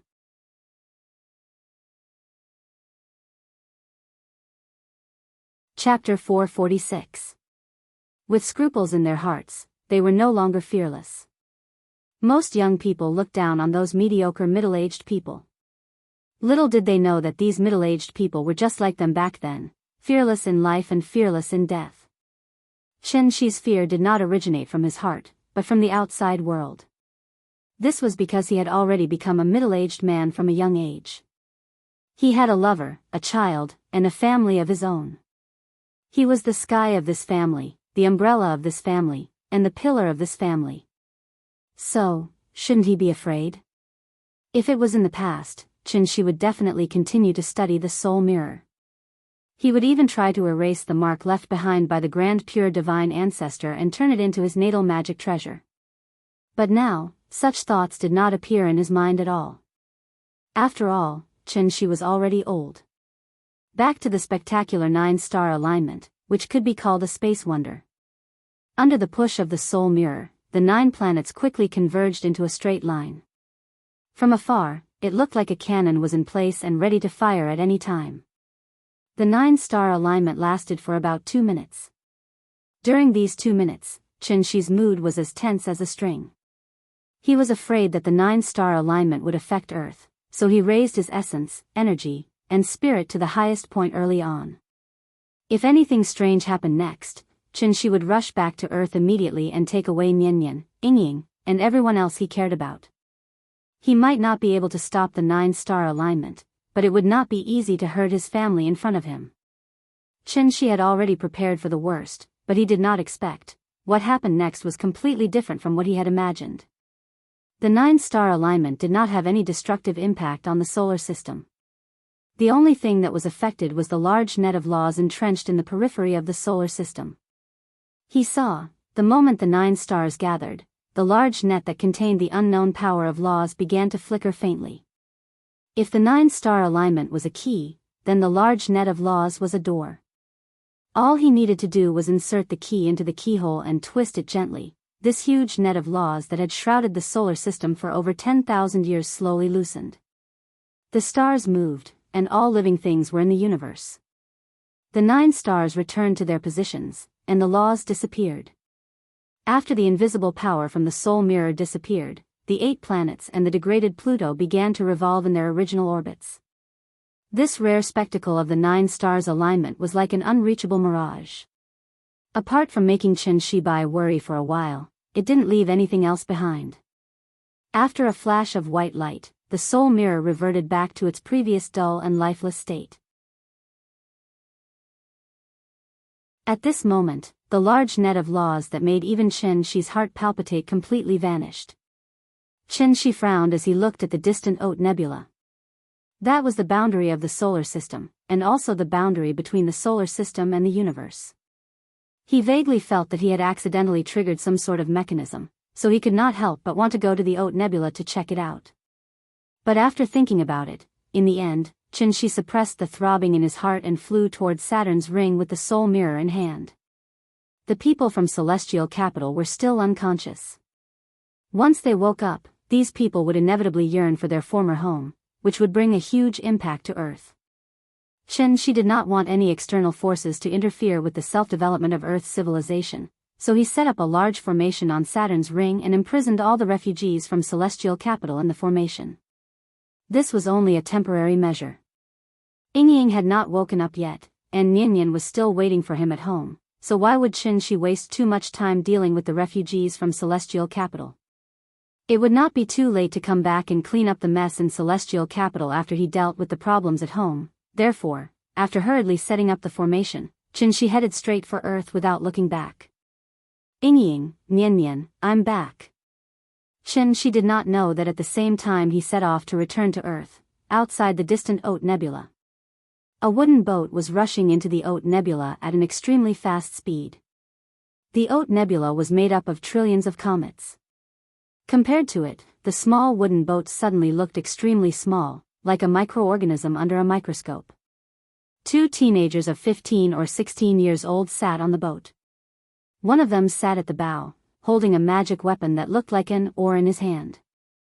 Every time the teenager waved the oar, the wooden boat would suddenly rush forward tens of thousands of miles in an extremely strange way. Chung Hua. What are you doing? The teenager sitting at the stern was busy cultivating, so he did not pay attention to the direction the wooden boat was heading. At this moment, he looked up and found that the surroundings were full of comets of different sizes. He was so scared that his face turned pale. He quickly grabbed the corner of the teenager's clothes and shouted, "This is the Tianshu ruins. Do you want to die? Turn around. Turn around. I don't want to die here with you." Hearing this, the teenager called Chung Hua seemed to have gone crazy. He did not care about his companion's dissuasion.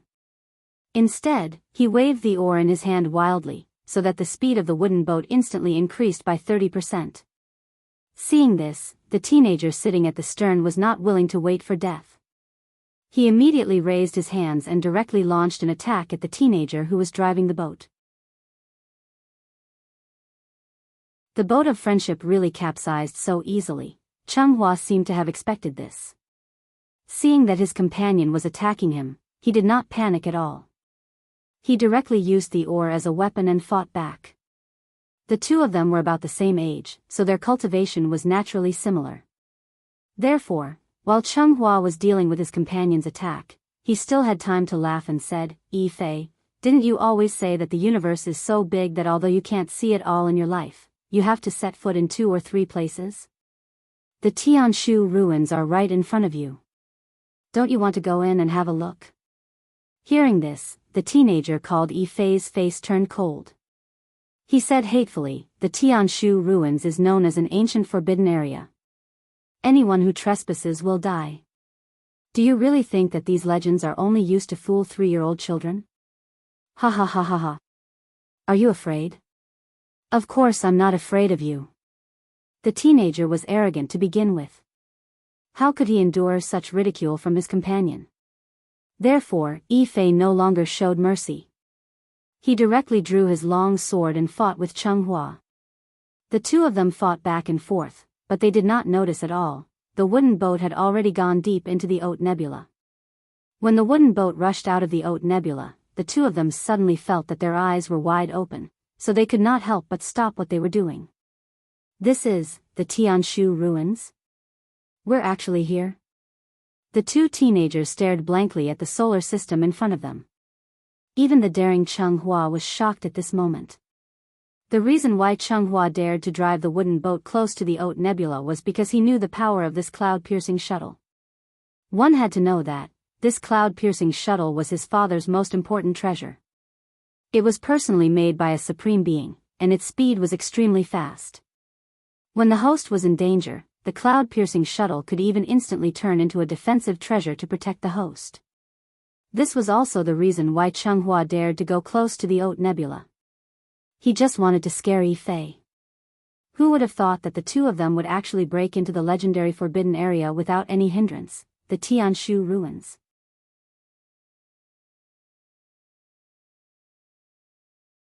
Chapter 447. Generosity should be rewarded, and arrogance should stop the youthful heart. According to Earth standards, Cheng Hua and Yifei were still underage. However, relying on their extraordinary cultivation base, these two brats, who were still wet behind the ears, were actually more courageous than most people. They didn't understand how they could enter the Tianshu ruins so easily. However, after confirming that it really happened, even the cautious Yifei didn't complain about going back. Instead, he became excited. The boat of friendship started moving again. The two youths squeezed at the front of the boat and watched the cloud-piercing shuttle enter the solar system at an extremely fast speed. There was no fear of the unknown in their eyes, only a strong yearning for the ancient legends. Chonghua, it's better to be careful. Rumor has it that the Tianshu ruins are the cultivation grounds of the ancient Almighty. Although there may be great opportunities hidden inside, there are also hidden dangers. Our cultivation levels are still low. Without this cloud-piercing shuttle, we wouldn't even be able to roam the stars freely. If there's some kind of formation on this planet, we'll probably die here today. As he spoke, Yifei pointed at Pluto, which was not far away. Pluto was only 1/3 the size of the moon. From afar, it didn't give off any sense of visual oppression. Dwarf planets like Pluto were extremely common in the universe. However, Pluto was inside the Tianshu ruins. Therefore, even though the two of them had roamed the stars since they were young and were used to all kinds of dangers in the universe, they didn't dare to approach it at all. Therefore, the two of them drove the wooden boat around Pluto, and after making sure that there was nothing worth exploring, they quickly sailed to the next planet. In reality, the solar system was like an egg. The sun was the yolk, the space where the 8 planets were was the egg white, and the outermost Oat Nebula, which was covered with trillions of comets, was the eggshell. The dense comets floated around the solar system, so the situation inside the solar system couldn't be seen from the outside. And this was in the eyes of outsiders, Tianshu ruins. For the immortal cultivators in the outside world, the Tianshu ruins were like a dried-up treasure trove. According to ancient records, before the Tianshu ruins were sealed, it was once a holy land for cultivation. Even the glorious jade clear grotto heaven was once only one of the inheritances in the Tianshu ruins. Of course, the Tianshu ruins back then was not called the Tianshu ruins. Instead, it was called Tianshu realm. Later, for some reason, the Tianshu realm, which was at its peak, suddenly declined. Then, an ancient almighty set up a heaven and earth formation, completely isolating this galaxy from the outside world. Under the protection of the formation, no one could approach the Oat Nebula. In the blink of an eye, tens of thousands of years had passed. Everything about the Tianshu ruins gradually faded from people's minds as time passed. It wasn't until a few years ago that a brilliant genius appeared in the jade clear grotto heaven that the Tianshu ruins returned to the public sight. This genius had cultivated for less than 1,000 years. But his cultivation had already stepped into the ranks of Empyrean. Because of this, he was known as the #1 cultivator below the supreme realm. He even had hopes of becoming the next supreme headmaster of the Jade Clear Grotto. But it was a pity, however, this young, celestial lord was crazy for some unknown reason. He actually wanted to use the method of exploring the Tianshu ruins to make his name resound throughout the Supreme Palace enclosure. Yuan, read, Yuan, as in broken and ruined walls. Luoyang was known as the ancient capital of 13 dynasties, but after 2,000 years, it had become a third-tier city. The Tianshu ruins had been quiet for more than 2,000 years. Tens of thousands of years had passed. The immortal cultivators in the Supreme Palace enclosure had long forgotten its former glory. This Tianshu realm master wanted to use the Tianshu ruins as a stepping stone, but he never expected, in front of the sun, moon, and stars formation, he was like a moth to a flame. He did not even cause a spark before he turned into a wisp of smoke and disappeared from the world. This was also the reason why no one dared to approach the Haute Nebula. The young man did not know the immensity of heaven and earth. He was not afraid of the slightest thing. Thus, the two daring brats piloted the cloud-piercing shuttle and hurried in the direction of Earth, back to Qinshi. After imprisoning the people of Tiandu in Saturn's ring, he rushed back to Earth. Shangjing City, which he had not seen in a long time. The courtyard, which he had not seen in a long time. It was late autumn. The old locust tree in the courtyard had already shed its leaves. The withered leaves were piled up on the bluestone floor. When the autumn wind blew, a few leaves drifted out of the courtyard. It was not the courtyard that was deserted, but the people's hearts. Qinshi did not like this feeling. Thus, he frowned and looked around the courtyard. After confirming that his restrictions were not damaged, he immediately waved his hand and used his supreme cultivation to forcefully reverse the flowering of the plants in the courtyard. In an instant, it was as if spring had returned to the earth. Hundreds of flowers bloomed. Even the old locust tree in the courtyard suddenly grew lush green leaves. Accompanied by the overflowing fragrance of the flowers, Qinshi strode toward the west wing. It was now 4:00 in the afternoon in Shangjing. Nian was not at home. Qin Yongyan and the big cat should be waiting for her at the school gate. Thus, in the huge courtyard, there was only a fish that could only roll its eyes all day long. Qinshi pushed open the door. Qin Ruoying's figure came into view. A year was enough time for the brand new quilt to be dyed a little dark yellow. However, it did not leave any trace on Qin Ruoying's face. She lay quietly on the bed as if she was asleep. Qinshi came to the bedside. After smoothing out her hair that was messed up by Nian, he gently held his lover's hand. "Ying, I'm back, I'm sorry, I've kept you waiting." As she spoke, Qinshi took out that damned broken mirror from her bosom. This was the first time he looked at a magic treasure so carefully. It was as if he was not looking at himself in the mirror, but Qin Ruoying in the mirror. This was a Khanate treasure. Not only did it involve the soul of Xian Nu, but it also involved the great formation of sun and moon and stars. Thus, Qinshi did not dare to activate it lightly. He had found the soul mirror. Ying had not woken up yet. So, what was he waiting for? Qinshi hesitated for a long time. Then, as if he had finally come to a decision, he gently kissed his lover's forehead. Then, he silently sat cross-legged next to Qin Ruoying.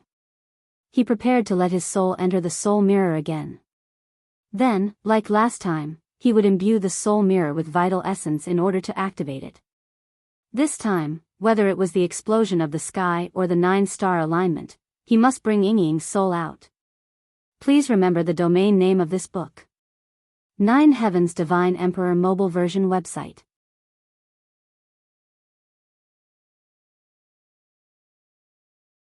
Chapter 448. Qinshi hesitated for a long time before he finally came to a decision. He planted a gentle kiss on his lover's forehead before he sat down next to Qin Ruoying with his legs crossed. He was prepared to let his soul enter the spirit mirror again and infuse his inner energy into it to activate it just like last time. This time, whether it was the explosion of the heavenly capital or the 9-star alignment, he had to bring Ying's soul out. It was fine when she didn't go home, but when she got home and saw that her lover was still lying quietly in bed, Qinshi's heart suddenly felt very uncomfortable. He was very upset because he had failed to protect Qin Ruoying. After all, for a cultivator who had reached the Dongshu stage, what was the point of cultivating if he couldn't even protect the woman he loved? Even if I lived forever, I would be nothing more than a soulless zombie without you by my side. Therefore, Qin Shi was like a tortoise eating a scalpel this time. He was determined to rescue Qin Ruoying's soul. Even though he knew that activating the spirit mirror might lead to some unexpected things, he was not willing to wait any longer. He had waited for a long time. Ying had also waited for a long time. He couldn't live without his lover, and Yin couldn't live without her mother. This family couldn't live without a mistress. Therefore, after Qin Shi made his decision, he immediately infused his inner energy into the spirit mirror without hesitation. When he gave it his all, his inner energy was as vast and mighty as the Yangtze River, or as endless as the surging Yellow River. As the incomparably dense inner energy flowed into the spirit mirror, a strange white light suddenly lit up on the surface of the spirit mirror. Seeing this, Qin Shi immediately held his breath and entered the white light again using the method of astral projection. It was still the same strange space of consciousness. However, after Qin Shi entered, he suddenly realized that there were many subtle changes in this place. There were even some colors. One had to know that the space of consciousness was like a universe that had yet to be developed. Consciousness was an inexplicable and inexplicable thing. There was no concept of dimensions here, so the five senses were naturally useless. Everything could only be felt by the heart. As a result, everything he saw, heard, and even touched here. In fact, it was just a manifestation of one's inner consciousness. Therefore, theoretically speaking, there would not be any changes in the space of consciousness, because it did not have a proper form to begin with. But the strange thing was, this time, however, Qin Shi's feelings were completely different from last time. In his perception, this originally chaotic space of consciousness seemed to have been split open by Pangu's giant axe at this moment. There was a sky here, and suddenly there was a land. There was a dim yellow aurora in the sky and a dark green Styx river on the ground. Qin Shi was now standing in the middle of the river Styx. The river was not deep, barely reaching his knees. Qin Shi was a little surprised by the changes here. After carefully sensing for a while, he suddenly realized that the souls that had previously filled the entire space of consciousness had now all turned into fish in the river Styx, and were constantly rushing forward with the river Styx. Seeing this, Qin Shi could not help but frown as he walked forward along the river Styx. He did not know how long he had walked. Only then did he finally find that familiar fluctuation of divine soul again. It was still that weak fluorescent light. Ying's soul was there. Qin Shi immediately ran toward the fluorescent light. However, as he got closer and closer to the fluorescent light, Qin Shi's mood became more and more serious. Because, he suddenly realized, the fluorescent light was at the end of the river Styx. Thousands of souls were following the river Styx and pouring into the fluorescent light. After realizing that something was wrong, Qin Shi's heart could not help but skip a beat. He thought that something had happened here. Therefore, he did not even have time to think. He immediately used his soul to wrap around the fluorescent light and tried to bring it out of the soul mirror. However, the strange thing was, this fluorescent light seemed to have taken root in the space of consciousness.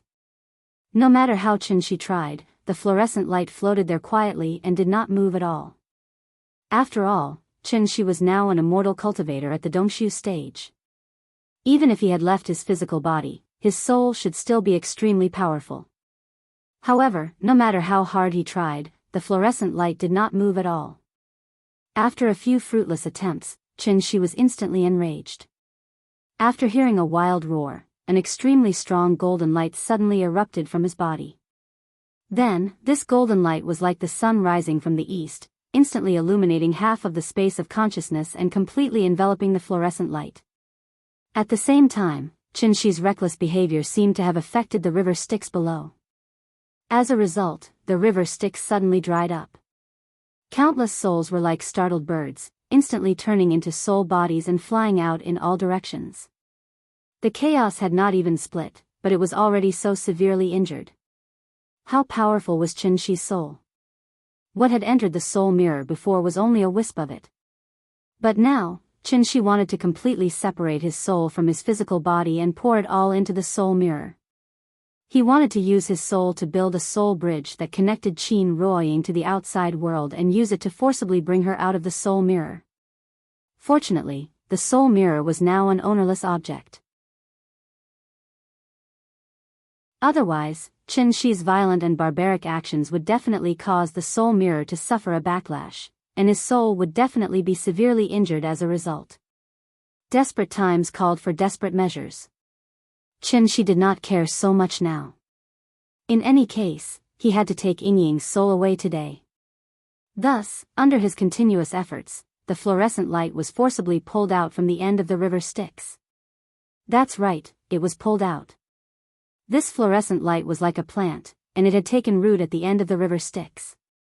After Qin Shi plucked the streak of light out of the ground with brute force, a burst of intense vibrations erupted from within the soul mirror again. It was the same as before. Tens of thousands of Yin's souls were shaken and scattered in all directions. Qin Shi's soul was like a small boat that had encountered a whirlpool.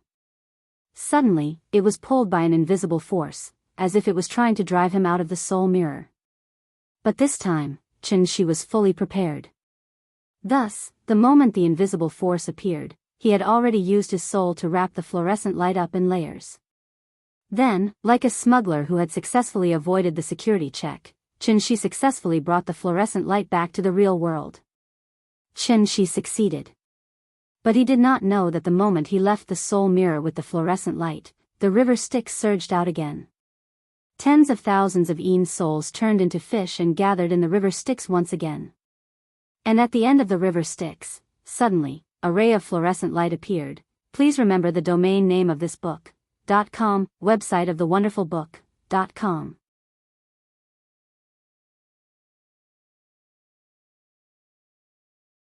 Chapter 449.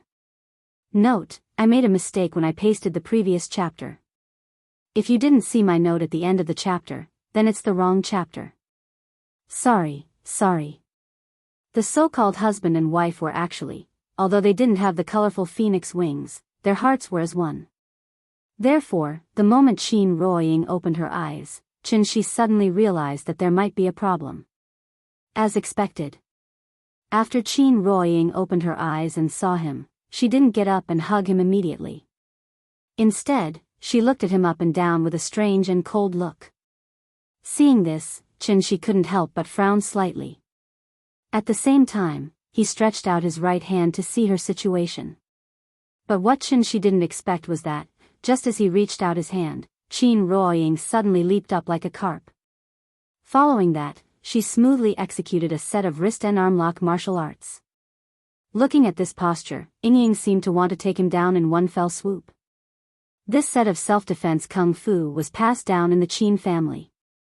Although Qin Ruoying hadn't come into contact with kung fu before, she still stepped into the celestial being stage with the help of Qin Shi.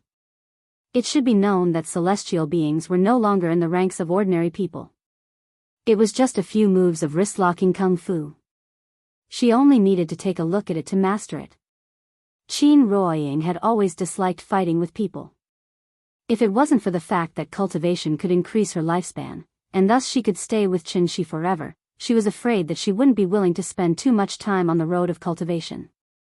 But now, Qin Ruoying, on the other hand, acted as if she had been possessed by Qin Wanqing. The moment she came up, she started fighting without a single word. Qin Shi was afraid of hurting her, so he immediately dispersed all the strength in his body. As a result, Qin Ruoying suddenly pressed him down on the bed by his arm. A dignified Dongshu stage cultivator was actually pressed down on the bed by a celestial being at this moment. If this matter were to spread, it would only shock people on the spot. Qin Shi didn't dare to move at all, but Qin Ruoying didn't show any mercy.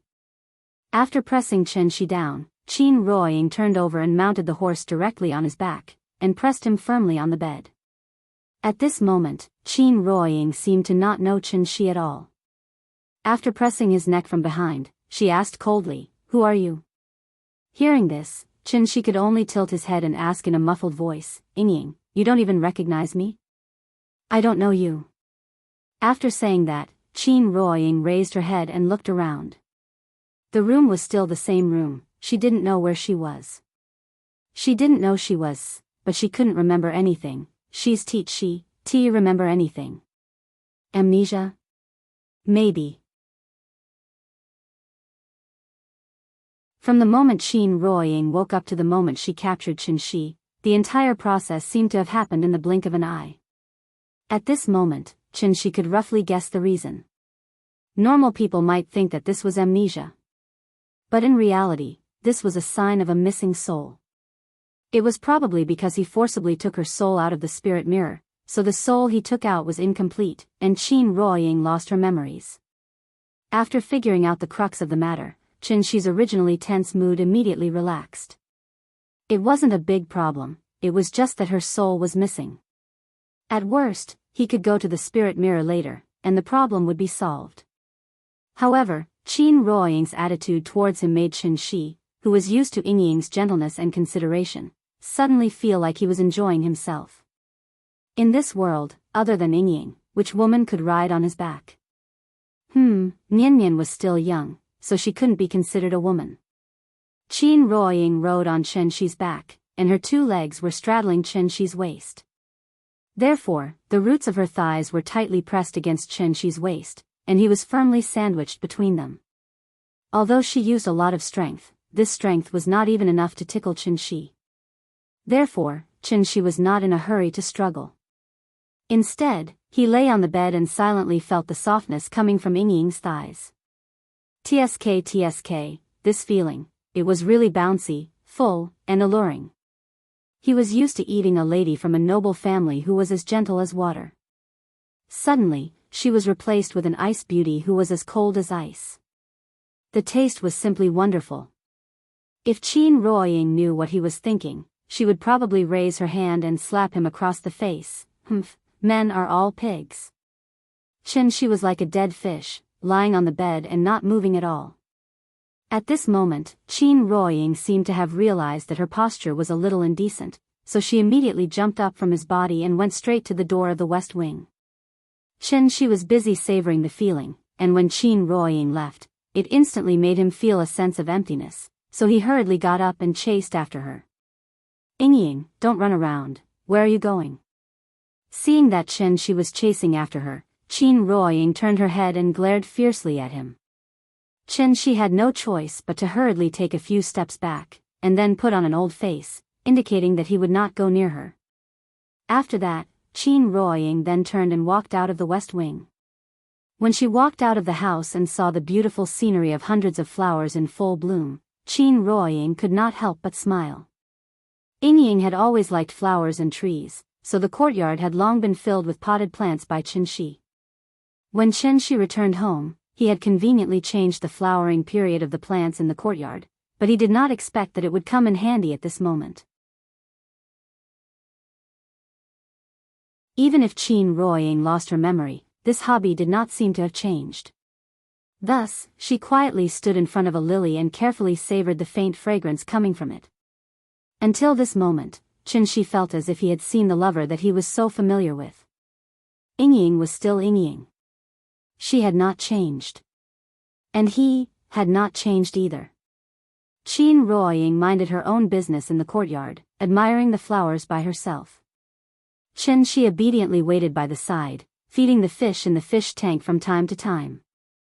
The two seemed to be strangers, but in fact, there was a faint bond between the two. Just like a young couple quarreling on the street, the girl walked quickly in front, and the guy followed far behind her.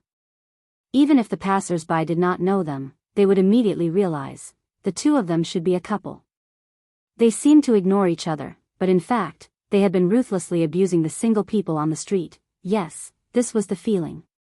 The strange ambiguous atmosphere did not last long. When Qin Shi noticed that someone had walked into Dongming Alley, a faint smile suddenly appeared on his face. Calculating the time, Nian should be home from school. I wonder, the moment she saw her parents, what kind of expression would she have on her face? Anyway, no matter what expression she had, that little face would definitely be very cute, right?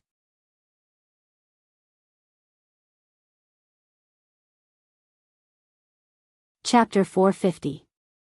In the golden autumn of October, the smell of osmanthus wafted through the air. Whenever it was the middle of October, there would always be a sudden gust of wind in Shangjing. It seemed to indicate that the weather was about to turn cold and that everyone should wear more clothes. The bus stop sign was not at the entrance of Dongming Alley, but at a crossroad 300 meters away from the alley. After the little girl got off the bus, she immediately felt a burst of cold air rush up her back, so she couldn't help but hug her school uniform tightly. Looking at her pitiful appearance, Qin Yongyan smiled as he picked up the little fellow from the ground. Using his own inner strength, he chased away the chill in her body before quickly bringing her to the entrance of the alley. Every day, they would get on and off the bus here on time. Of course, the difference between the little girl and the other children was that in addition to being picked up by her grandfather, she was always accompanied by a study companion and pet, the big cat. When they got home, Qin Yongyan would personally cook for the little girl, and the little girl would obediently return to the West Wing. She would either play with the big cat for a while, or watch TV for a while waiting for dinner. This was the daily routine of the grandfather and grandson pair. Usually, at this time, the big cat would quickly jump off the bus roof, and then slowly walk behind the grandfather and grandson pair. Similar scenes kept repeating. But, the big cat's behavior today was a bit strange. As soon as it returned to the entrance of the alley, it seemed to have discovered something. After lying on the ground and sniffing a few times, it was like a dog, with its tail between its legs, it jumped up the wall and onto the roof. Even Qin Yongyan didn't have time to react before the big cat's figure completely disappeared from the top of the wall. Meow. Then, the big cat started to cry from the other side of the wall. But, as soon as its voice sounded, it was as if something was stuck in its neck, and it suddenly stopped. Qin Yongyan felt that something was wrong. After more than a year of living together, he and the big cat were very familiar with each other, so even if the big cat only cried out softly, Qin Yongyan could roughly distinguish its thoughts based on the pitch of its voice. The big cat's cry was so strange that Qin Yongyan couldn't tell what it meant. Considering that the big cat was different from other animals, once it barked, something must have happened. Therefore, Qin Yongyan quickly carried the little fellow back to the courtyard. Wow! Grandfather! Have the flowers bloomed? It smells so good. As soon as the door was pushed open, a refreshing fragrance of flowers rushed to the tip of the little fellow's nose. Thus, she hurriedly gestured for Qin Yongyan to put her down and ran towards the Chuehua gate. It was still the circular drooping flower gate. The little fellow would walk back and forth through this door several times a day. But this time, when she came to the door again, the scene behind the door became a scene that she would never forget for the rest of her life. He saw, inside this door, She was standing quietly in the middle of the courtyard, looking at her with a smile. Qin Ruoying stood in front of the potted plant in the corner of the courtyard. Although she pretended to admire the flowers as if nothing had happened, her eyes couldn't help but drift to the door of the Chuehua gate. That courtyard, that door. That flower, that person. The little fellow stood outside the door and was stunned for about 5 seconds. She didn't say anything and just looked at her with a smile. He watched as the expression on her face changed from dazed to surprised, and finally into a kind of crazy ecstasy. Daddy, Daddy. Daddy, Daddy, Daddy. She opened her small hands and ran towards Qin like a spoiled child. At this time, Qin threw the big cat aside, then quickly stepped forward and hugged her tightly in his arms. The best gift was a hug after a long separation.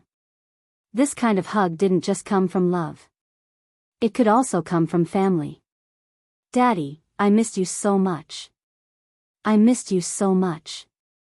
She squatted on the ground, the little fellow buried her head deep in his shoulder, and then started to act spoiled to him in a muffled voice.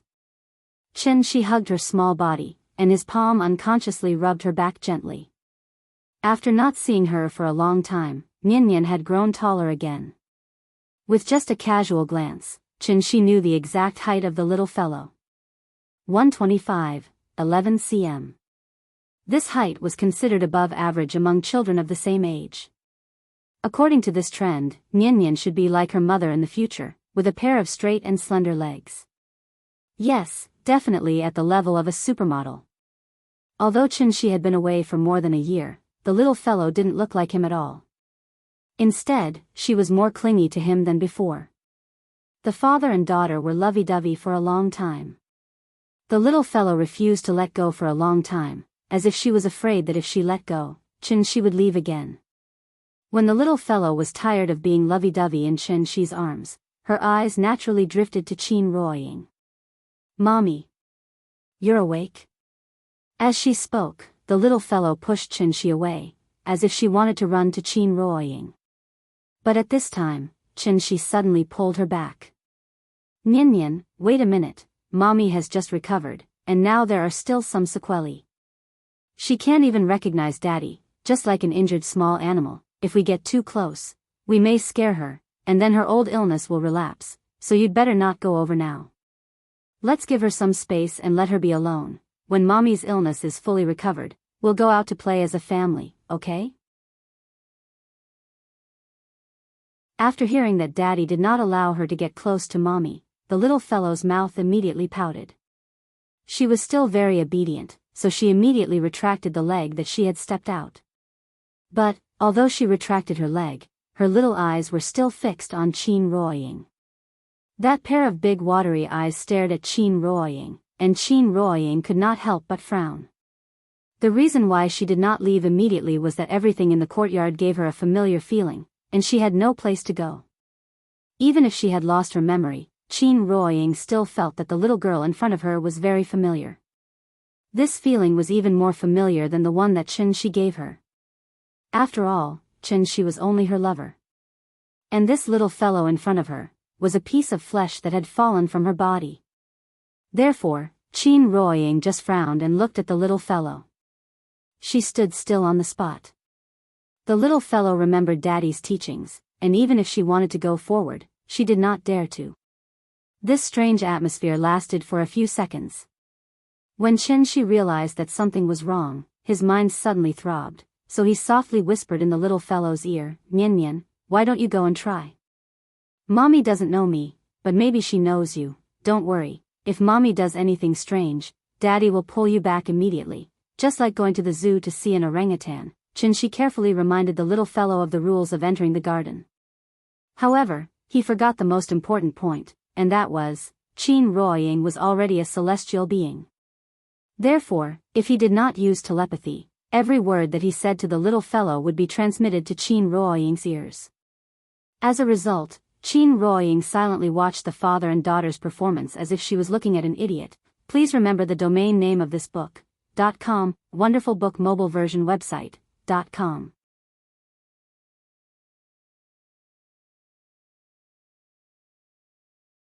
Chapter 451. The reunion was unexpected. I hope you've been well since we last met. Qin Ruoying heard every word of the conversation between the father and daughter. Although she had lost her memory, it didn't mean that she had lost her mind. So she was very clear about what this conversation meant. In fact, since she woke up, Qin Ruoying had been seriously thinking about everything that had happened in front of her. The reason why she was able to remain so calm and collected was simply because that was her personality to begin with. At this time, although Qin Ruoying didn't wear a sign on her face at all times like Qin Wanqing with the words, "Keep away," clearly written on it, she still gave people a feeling that it was difficult to approach her.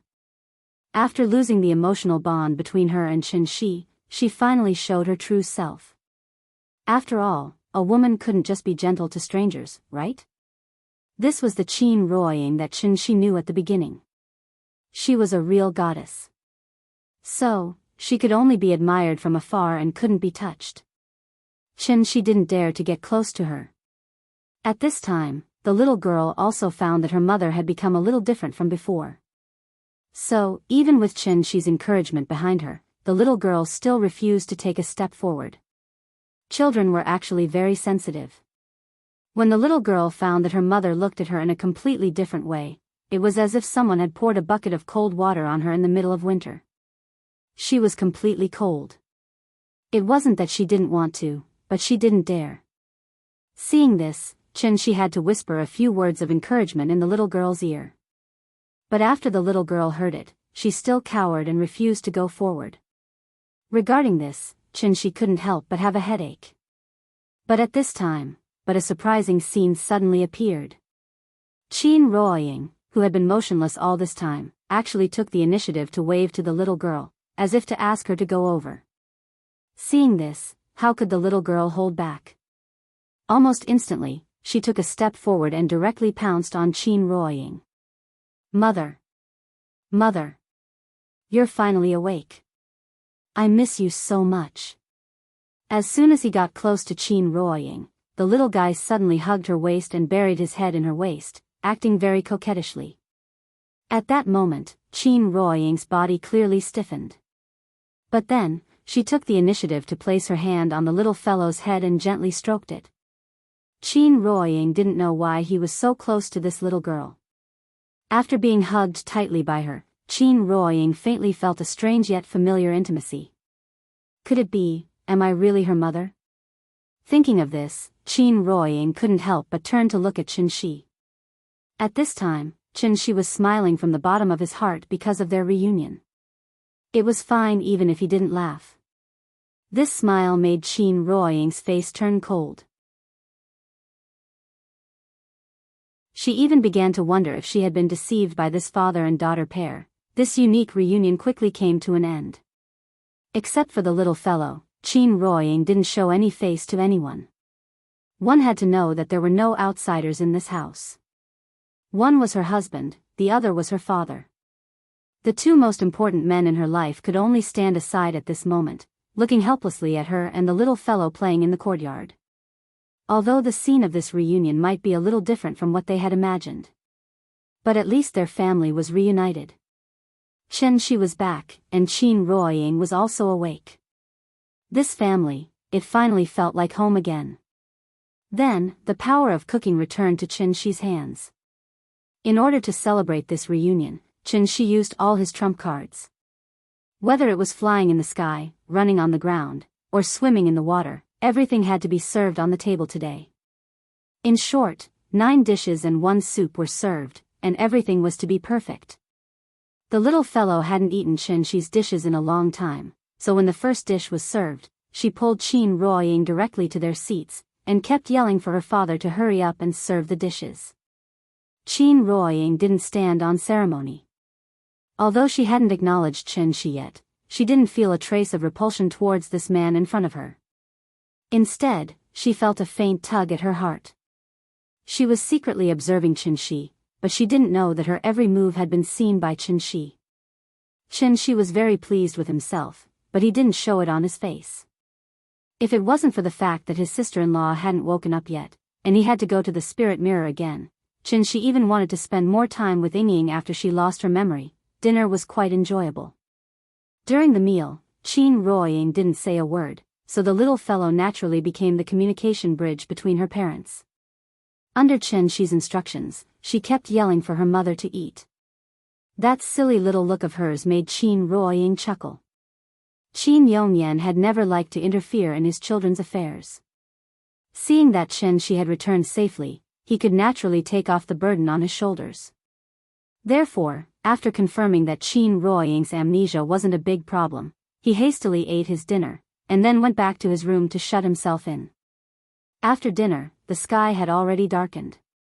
By the time Chen Shi finished cleaning up the table and chairs, the little fellow had already pulled Qin Ruoying back to the west wing to watch cartoons. Chen Shi hesitated for a moment outside the door. Just as he was about to step into the room, Qin Ruoying's cold voice sounded from inside the room. "Get out." Hearing this, Chen Shi could only shake his head and smile bitterly. Well, he didn't even have the right to enter the room now. Chen Shi was really depressed. At this time, the little fellow didn't forget to add, "Dad, you play by yourself. Mom said, you're not allowed to enter the room. I'll sleep with Mom today."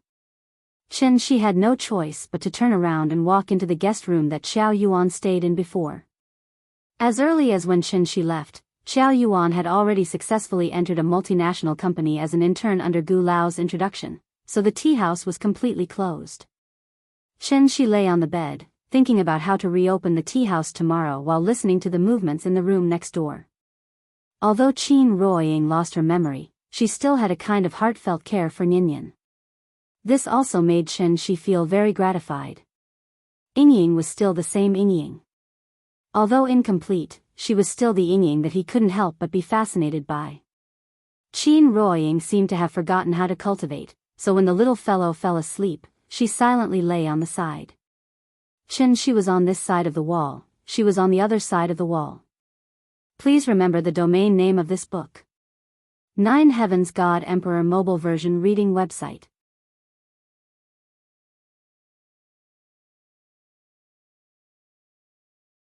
Chapter 452. It was night. It was a dark and windy night. Without alerting anyone, Chen Shi quietly slipped into the east wing from the guest room. After returning home this time, he actually had a lot of urgent matters to deal with. The first in line was Qin Ruoying, then the second in line was, naturally, it was his sister-in-law. Qin Xueqing was lying quietly in the east wing. The furnishings in the room were almost exactly the same as 2 years ago.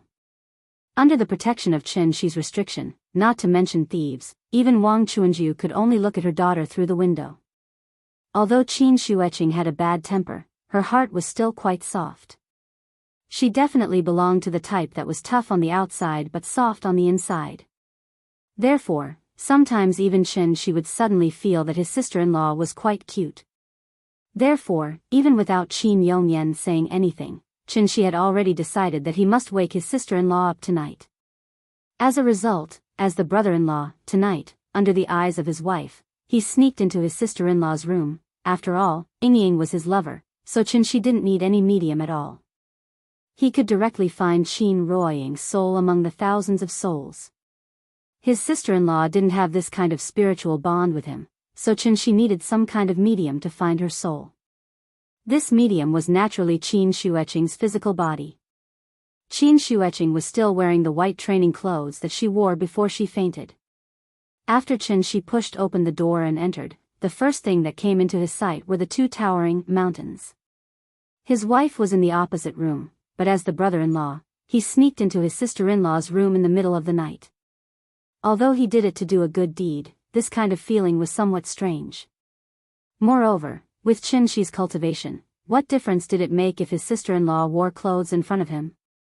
Of course, Chen Shi was not a lecherous and wretched person, so he immediately withdrew his divine sense, then closed his eyes and came to Qin Xueqing's side. Chen Shi sat down beside his sister-in-law with his legs crossed and placed the soul mirror flat on her forehead before sending his consciousness into it again. As the saying goes, unfamiliar the first time, familiar the second. With the previous 2 experiences under his belt, Chen Shi was already very familiar with the process of entering the soul mirror again. It was still that space of consciousness. But this time, however, the space of consciousness that Chen Shi saw was different from the last time. Instead, it was like before the chaos was formed. The dim aurora and the green nether river were gone.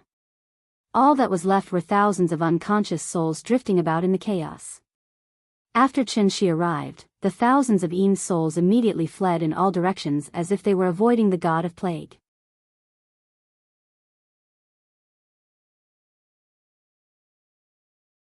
She had never even held hands with anyone. It was already the middle of the night. How could Qin Xueqing not be shocked when a man like Chen Shi suddenly appeared by her bed? Brother-in-law sneaked into her room? How was she going to face people in the future? Her sister-in-law had a bad temper.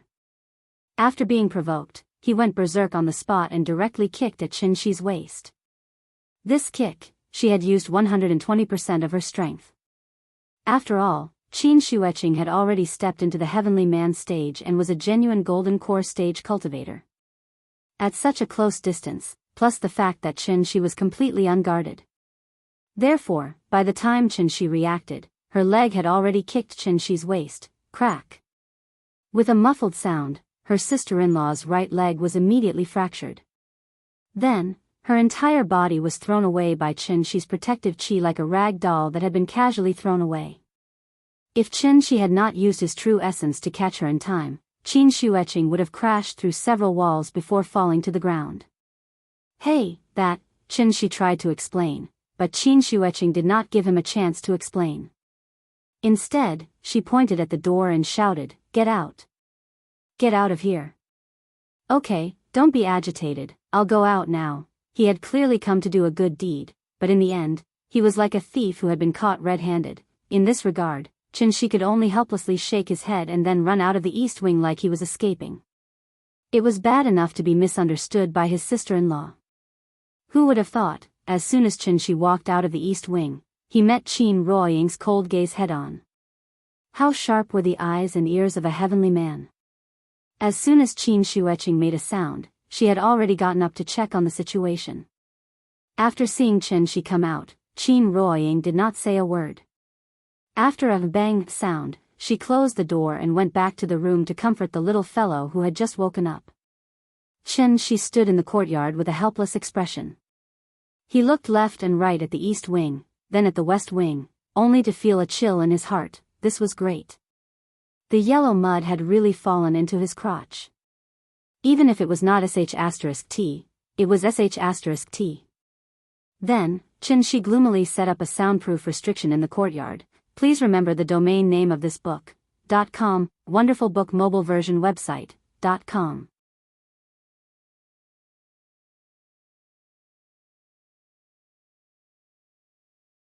Chapter 453. There were 8 immortal arts. Pills, talismans, weapon formations, and witchcraft. They were pills, talismans, weapon refinement, formations, casting witchcraft, and puppetry. The first 4 were more commonly used. Basically, every orthodox cultivator would gradually learn and master them as they cultivated. The last 4, on the other hand, weren't all that impressive, so only those with crooked paths would focus on them. No one was perfect, including Qin Shi. In online gaming terms, Qin Shi was a top laner who focused on head-on combat. Although he knew a little bit of miscellaneous skills, they were merely summoner skills. When it came to weapon refinement, alchemy, formations, and so on, the support healer was clearly the true professional. Hence, Qin Shi's head hurt. The heaven-bearing efficacious floating mirror was a connate peerless treasure. Qin Shi didn't know much about connate peerless treasures. It was said that only tribulation ascension cultivators who'd undergone the baptism of heavenly tribulations could refine their own personal treasures with the connate true essence in their bodies. Only then could they truly refine a connate peerless treasure. From this, one could see just how rare connate peerless treasures were. It was for this reason that Qin Shi, who'd only been in the soul formation stage, didn't have the right to come into contact with a connate peerless treasure. Of course, even if Qin Shi had obtained a connate peerless treasure by chance, that didn't mean he could use it for himself. The logic was actually quite simple. It was like a poor bastard suddenly obtaining the keys to a Ferrari. He probably wouldn't even know how to start the engine after getting in. There were many types of treasures. Judging from how the soul mirror had been activated a few times, it was most likely a support-type treasure. Support-type treasures were usually refined for specific situations and weren't very practical. Hence, after the Grand Pure Divine Ancestor passed away, the soul mirror had been placed in the Imperial Hall to collect dust. The soul mirror was far beyond what Qin Shi could grasp. Hence, he couldn't find the correct way to activate it after flipping the mirror over and over again for an entire night. Speaking of which, it was strange. After Qin Shi brought out his sister-in-law's soul, the soul mirror suddenly shut down like a phone with no battery. After that, no matter how hard he tried, he was unable to let his spirit enter it again. It was as if the soul mirror had been reduced to an ordinary item, and the space of his consciousness had been completely shut off. He couldn't very well try to break open the soul mirror, could he? Magic treasures needed to be recharged. Soul mirror had created a white hole to engulf a large world, then forcibly reversed the orbits of the 9 planets, thereby expending a lot of energy. Was that why it needed some time to recover? Qin Shi pondered for a long time before coming to such a conclusion. Only then did he feel slightly relieved. Heaven and earth can bear witness. He really didn't want to use this opportunity to spend a few more days with the amnesiac Ing so that he could have a change of taste, the next morning. Following the loud and clear cry of the rooster next door, the little fellow slowly woke up from her sleep. She didn't know what happened last night, but she was keenly aware that her mother didn't give her father a good look during the meal. As such, the smart little fellow wisely kept her mouth shut and put on her little backpack after breakfast. Perhaps it was because his sister-in-law was too embarrassed to see anyone after the farce last night, so she left the courtyard in the middle of the night, and no one knew where she was now.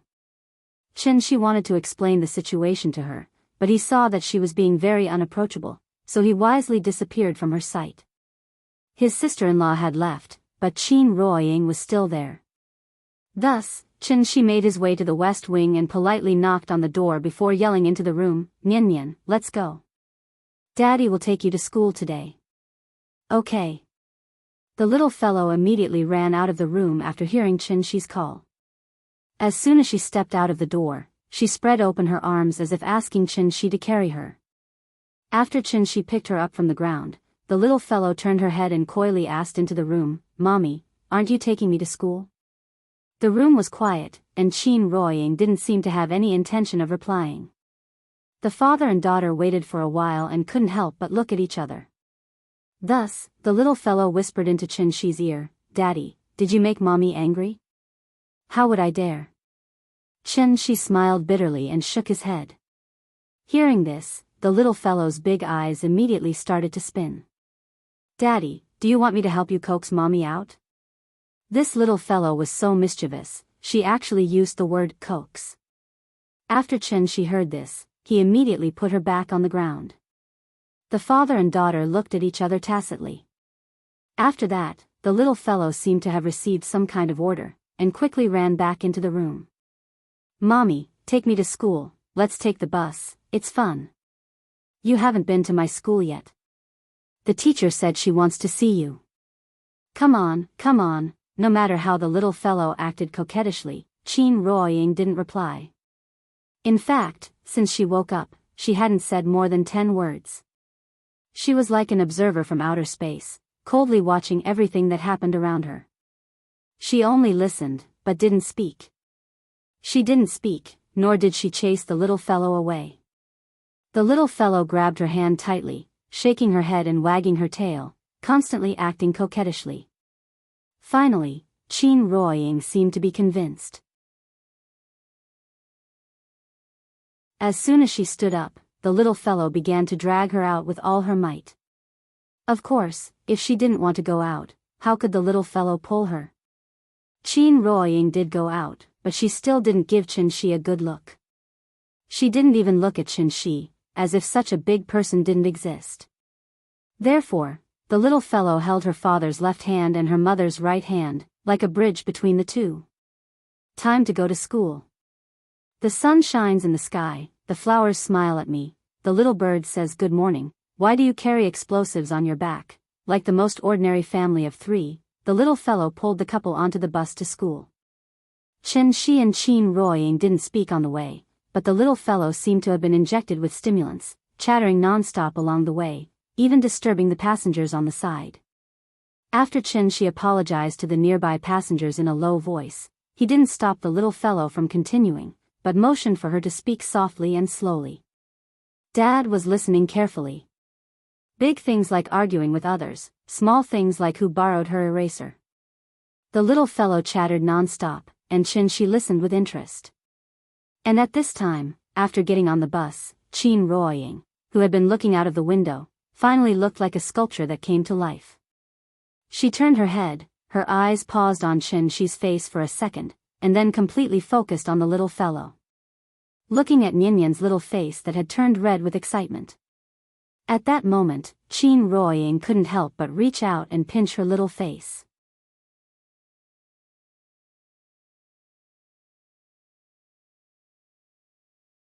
Chapter 454. Ying's subconscious affectionate actions were naturally seen by Shi. Therefore, Shi immediately put on a calm and collected expression, as if to imply that he did not see anything. There were many types of amnesia. The most common situation was not being able to recognize one's loved ones. However, they could still speak, write, draw, and have the ability to take care of themselves in daily life. Therefore, amnesia did not mean that one had lost their intelligence. And it was precisely because Qin Ruoying had lost her memory that everything was so new and strange to her. She was very clear about the meaning of the word mother, but she did not dislike the little fellow calling her mother left and right. Every time she heard the little fellow call her mother, she instinctively wanted to respond. If it was not for the special reserved nature of women stopping her, Qin Ruoying would have already held the little fellow in her arms and caressed him. Of course, Qin Ruoying could accept the little fellow, but it did not mean that she could accept Qin Shi. Women always had to be a little guarded against men. The kind of woman who would completely fall into a man's good intentions could only play the role of a victim in a relationship. The one who cannot get is in an uproar, the one who is favored is fearless. No matter where it was, this sentence was absolutely regarded as the supreme truth.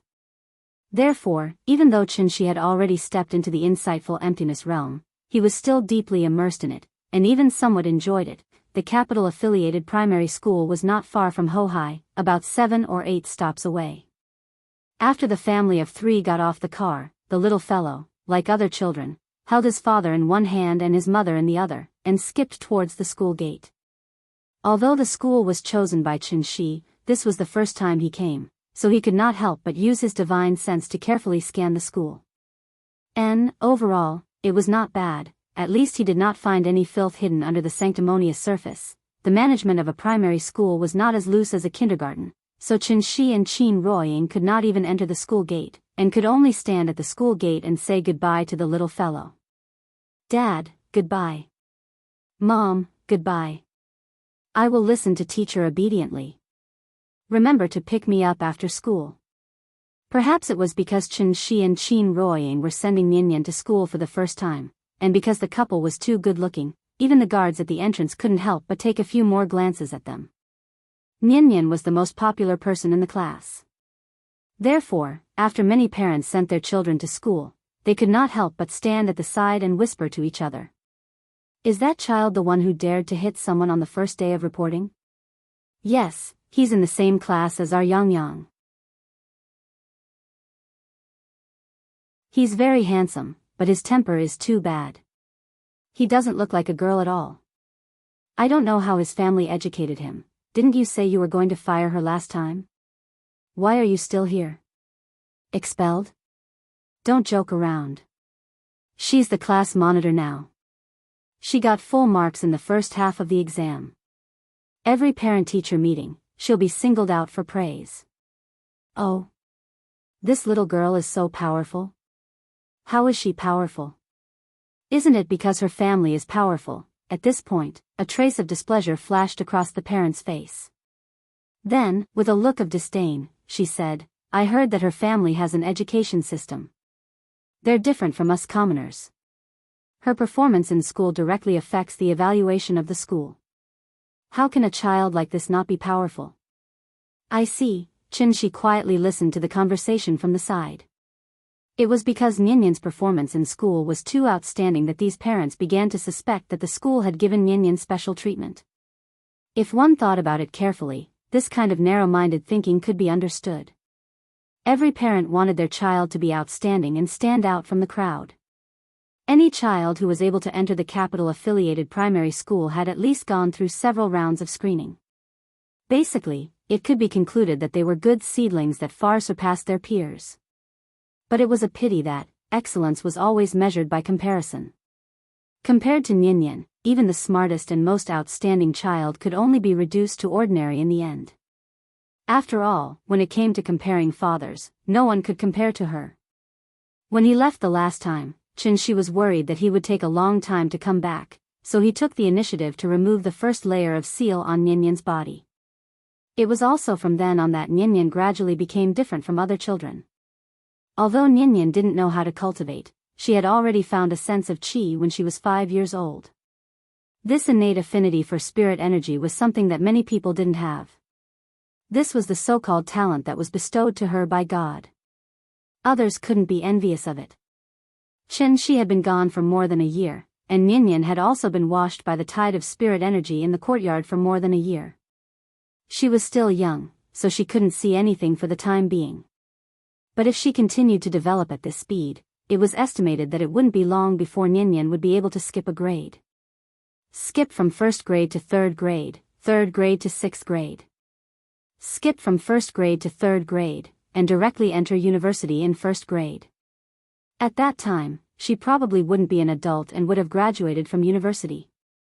Could it be, in the future, would he have to send Ninian to the junior class of the Chinese Academy of Science?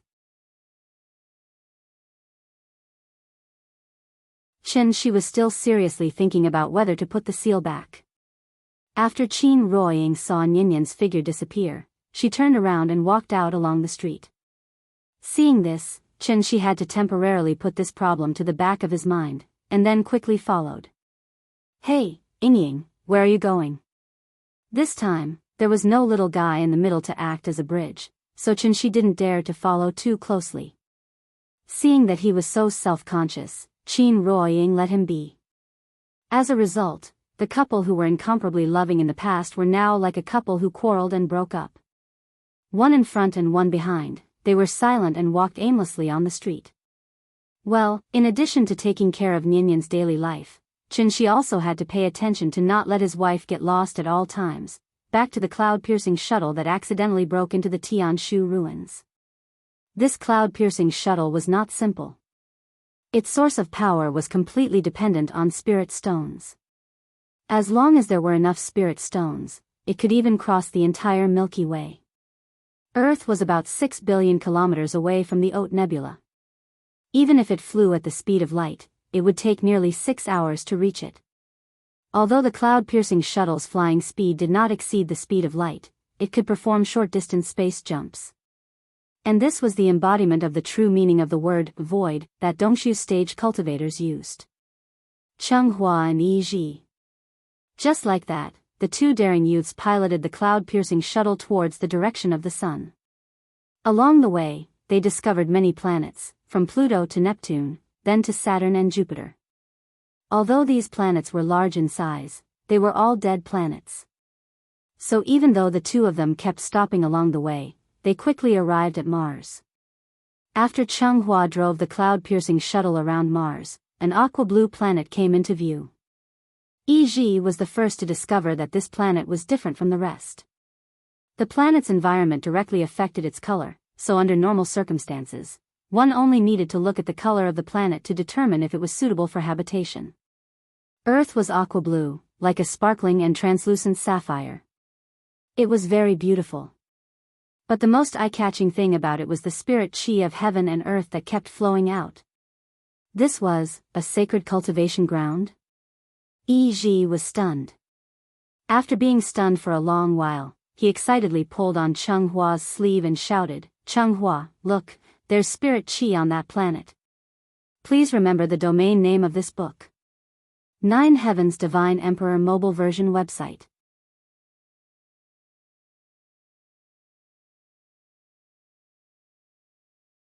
Chapter 455. Not every planet could nurture life, and not every planet could produce heaven and earth spirit chi. Therefore, planets like Earth that could nurture life and produce heaven and earth spirit chi at the same time were usually extremely rare. Cultivators would call such an existence a holy land for cultivation. The important thing to mention here was, although it could be called a holy land for cultivation as long as it met the above two conditions, the holy land for cultivation did not necessarily refer to a single planet. Even if it was just a void crack in the universe, or a continent formed after a planet shattered, as long as it could nurture life and produce heaven and earth spirit chi at the same time, it could be called a holy land for cultivation. Because of the effect of gravity, all the planets in the universe were spherical. It was impossible for there to be a situation where the sky was round and the earth was round like in ancient myths.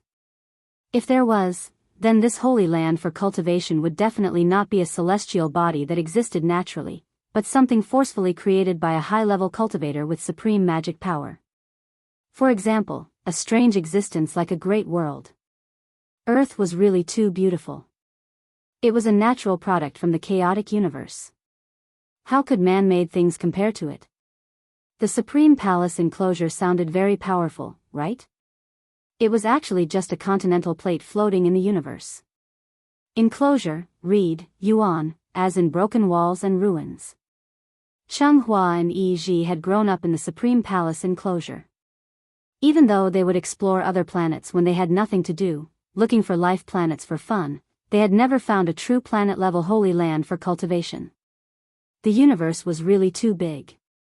If the Supreme Palace enclosure was a grape, then Earth, which was much bigger than it, was an apple.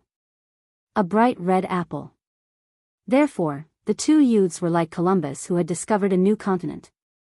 They were so excited that they could not control themselves. The Dubhe Ruins. It really was the Dubhe Ruins. Since it could be called a ruin, then the cultivation heritage on this planet had probably been cut off a long time ago. And didn't this mean that they could create their own heritage here and take the Dubhe Ruins for themselves? Let's go and take a look. After hearing Yi Ji's words, Changhua carefully sized up the planet. After he confirmed that there were no defensive formations on it, Changhua could no longer contain his excitement.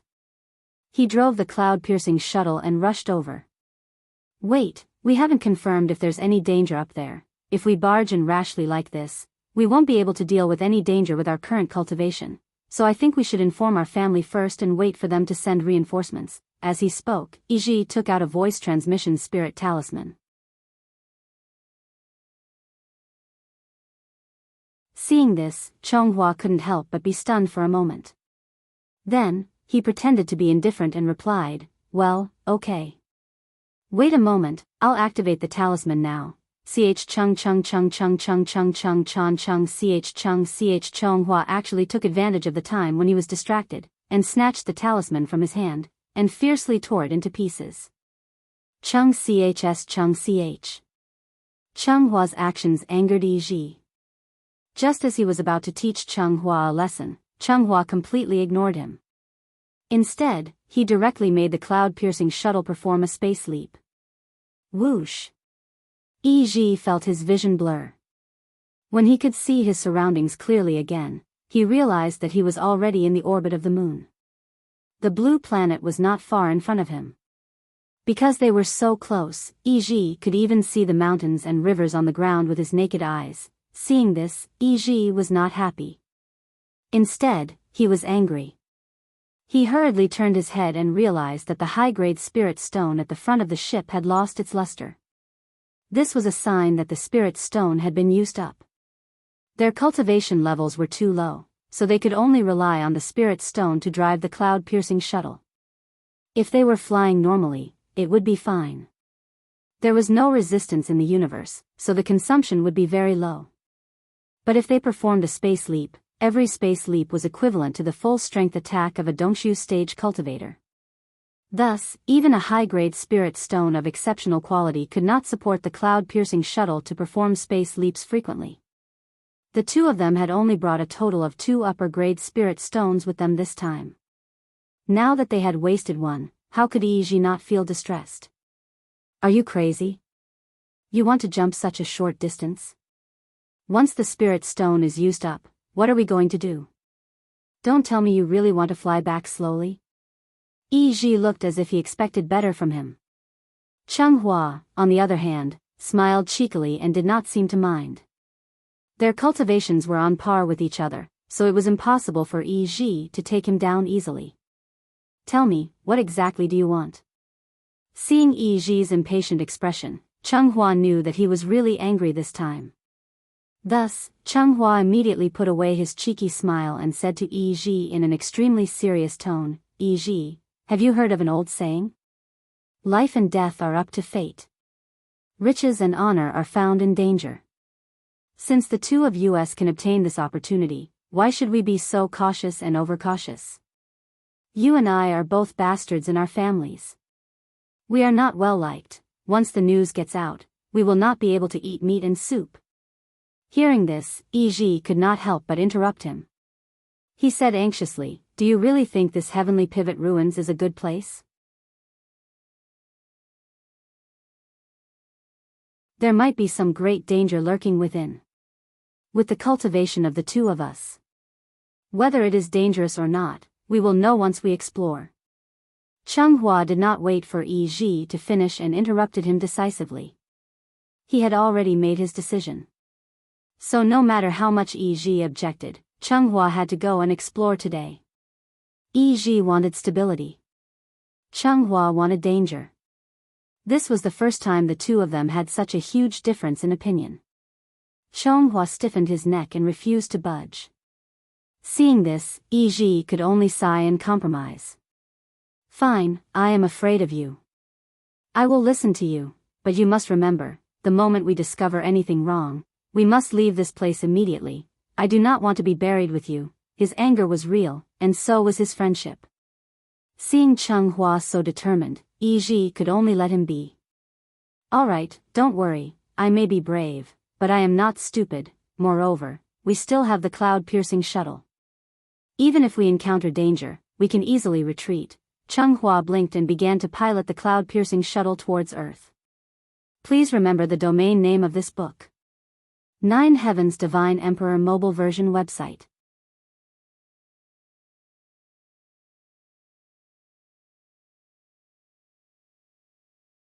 Chapter 456.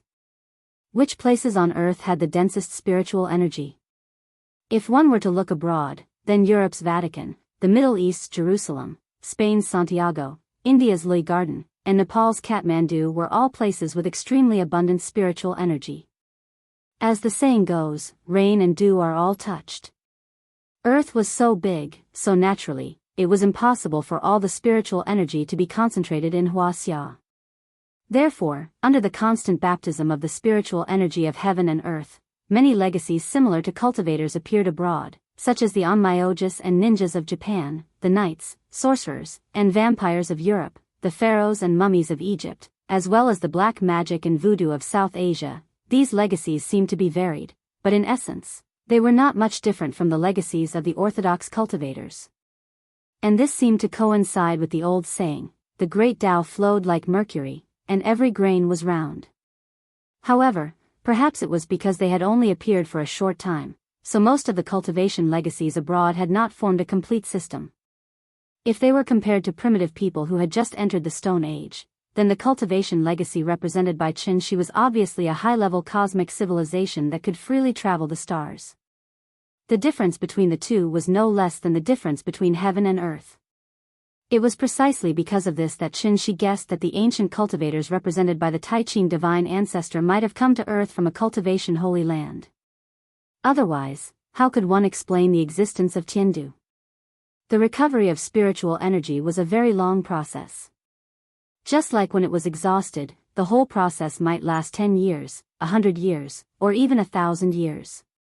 However, even if the spiritual energy of heaven and earth on Earth had not reached its peak, just based on the current situation, Earth was already very suitable for cultivators to live and reproduce here. In the eyes of Cheng Hua and Yi Ji, Earth was like a new continent that had not been discovered by Columbus. The environment here was good and resources were abundant. The only bad thing was, it was probably the indigenous people who had a population of 7 billion. There were indeed too many people. Moreover, most of them had poor aptitudes and were not worth absorbing. Even if they captured these people and brought them back to do hard labor, Cheng Hua would feel that it was a waste of food. The two of them quietly landed on Earth on the cloud-piercing shuttle. The place where they landed, it was none other than Yellowstone Park, where Qin Shi had refined the adumbra flower. The spirit qi in this place was surging, and some of the medicinal power left behind by Qin Shi when he was refining pills could be faintly felt. Therefore, Yellowstone Park naturally became the first stop of their trip.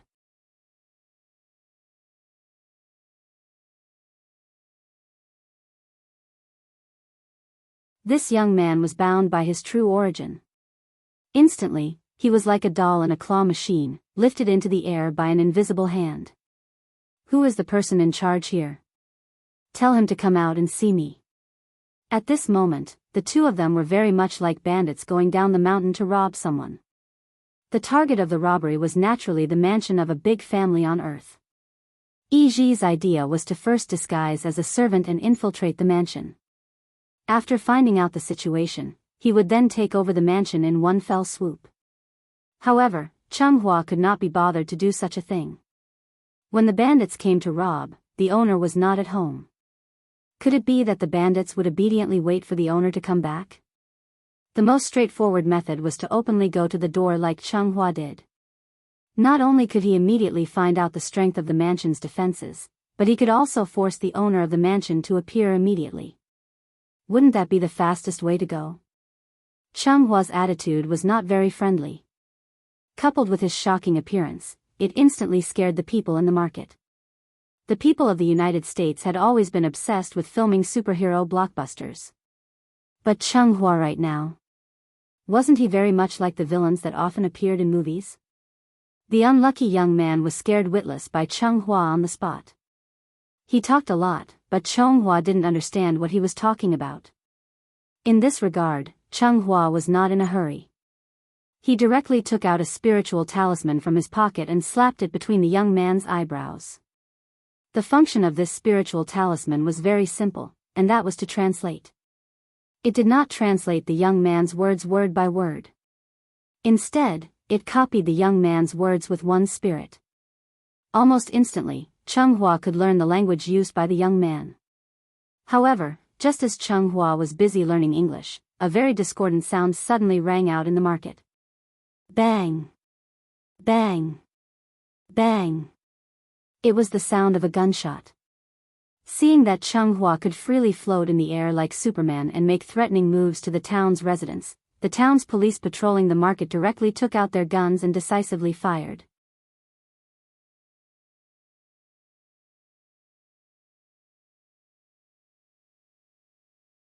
Chapter 457. This scene was really similar to the movie Superman, Man of Steel.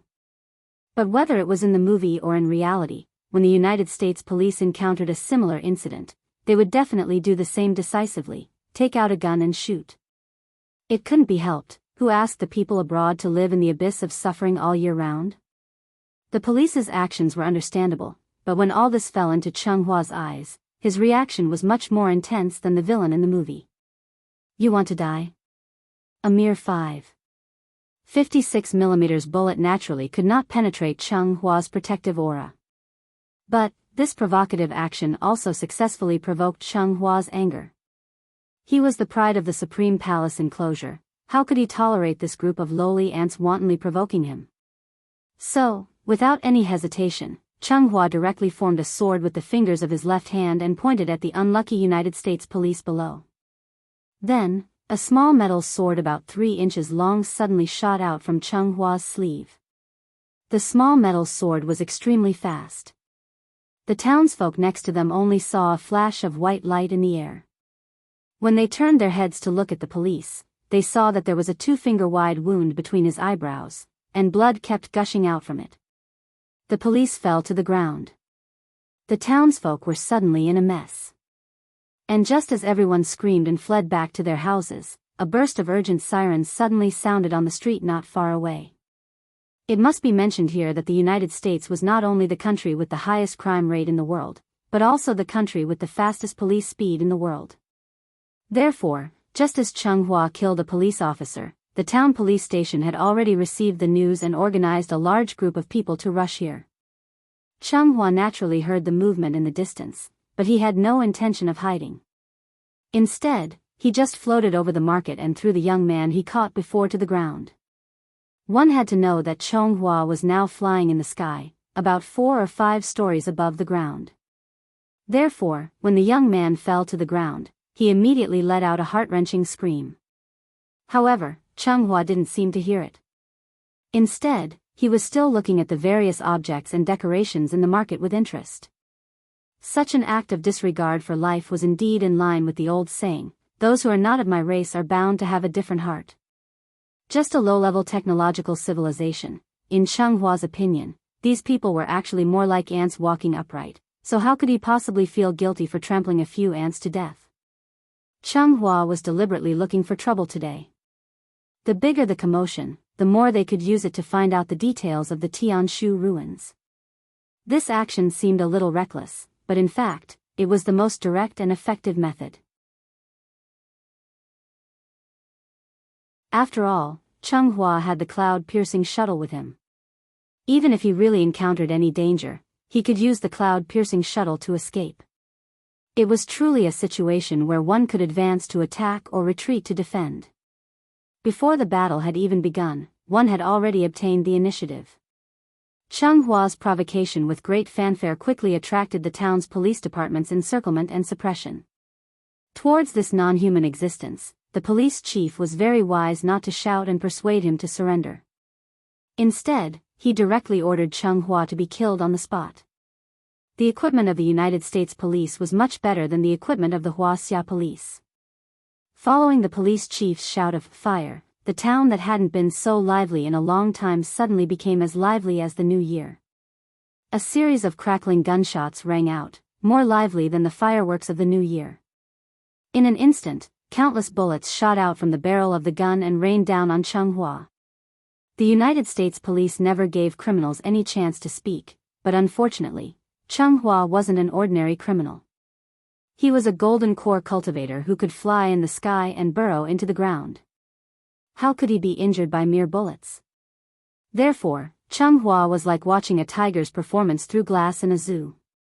No matter how the other party bared their fangs and brandished their claws at him, he just quietly flew in the air without moving. The bullets were all blocked by the protective chi around his body. After the first round of attacks, when everyone was busy reloading, Cheng Hua's voice slowly rang out above the market. "Are you done? Then it's my turn." The United States people couldn't understand his alien language, but that didn't matter. Because they would soon fall asleep forever. Cheng Hua waved his hand and dozens of small metal swords flew out of his sleeves. Wherever the small swords passed, blood sprayed out. In just a breath's time, the town regained its tranquility. Cheng Hua looked at the pile of corpses below in boredom, but then he lost interest and muttered, "Too weak." He was still floating in the air above the market as if he was demonstrating his power. Not long after the town's police station was wiped out, the news spread quickly, layer by layer. In the end, it directly alarmed the higher-ups of the United States military. After hearing that the other party might be an existence comparable to a superhero, the army station near Yellowstone Park immediately took action. The United States people's exoskeleton technology was becoming more and more mature. In terms of individual strength, soldiers wearing exoskeleton armor were not weaker than peak-strength martial artists. However, it was this special operations team that had the best individual ability in the U.S. Army that was monitoring their bodily functions was completely disabled the moment they got close to Cheng Hua. Warning. Warning. This is a cultivator from Huaxia. His strength is far beyond X level. It was strange. Although Cheng Hua came from outside the solar system, he still had a standard Asian appearance. Moreover, he was different from the emaciated and sallow Asians in Southeast Asia. Therefore, the United States military recognized him as a Huaxia person almost immediately. A celestial from Huaxia? Why did he suddenly come to the United States to cause trouble? One should know that there were many unwritten rules in this world. One of them was, existences above peak strength usually did not step out of the country. The reason was very simple. Once a peak-strength grandmaster left the country, the United States people would use all kinds of methods to capture these grandmasters who were close to superpowers for experiments. They wanted to perfect their exoskeleton armor through science and achieve the goal of mass-producing peak-strength grandmasters. Japan was the little brother of the United States people.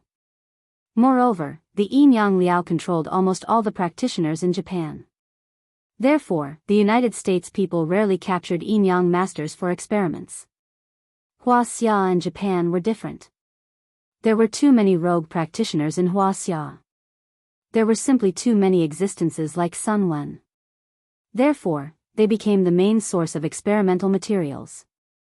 Although martial artists and necromancers had combat strength far beyond ordinary people, they were still too weak to fight against the state machine. You know martial arts, I know science. Even peak-strength martial artists knew how to cherish their lives. How could a celestial easily provoke the United States? Other than Chen Shi, no one would want to test the power of a nuclear bomb. X level was very powerful and rare. The United States people had been coveting this level for a long time. They just could not find suitable experimental materials. Therefore, when the Pentagon confirmed that Changhua was at least X level, the senior military officials present were collectively excited. As long as they captured this X level, the bottleneck of exoskeleton armor technology would be able to achieve a breakthrough. God bless the United States.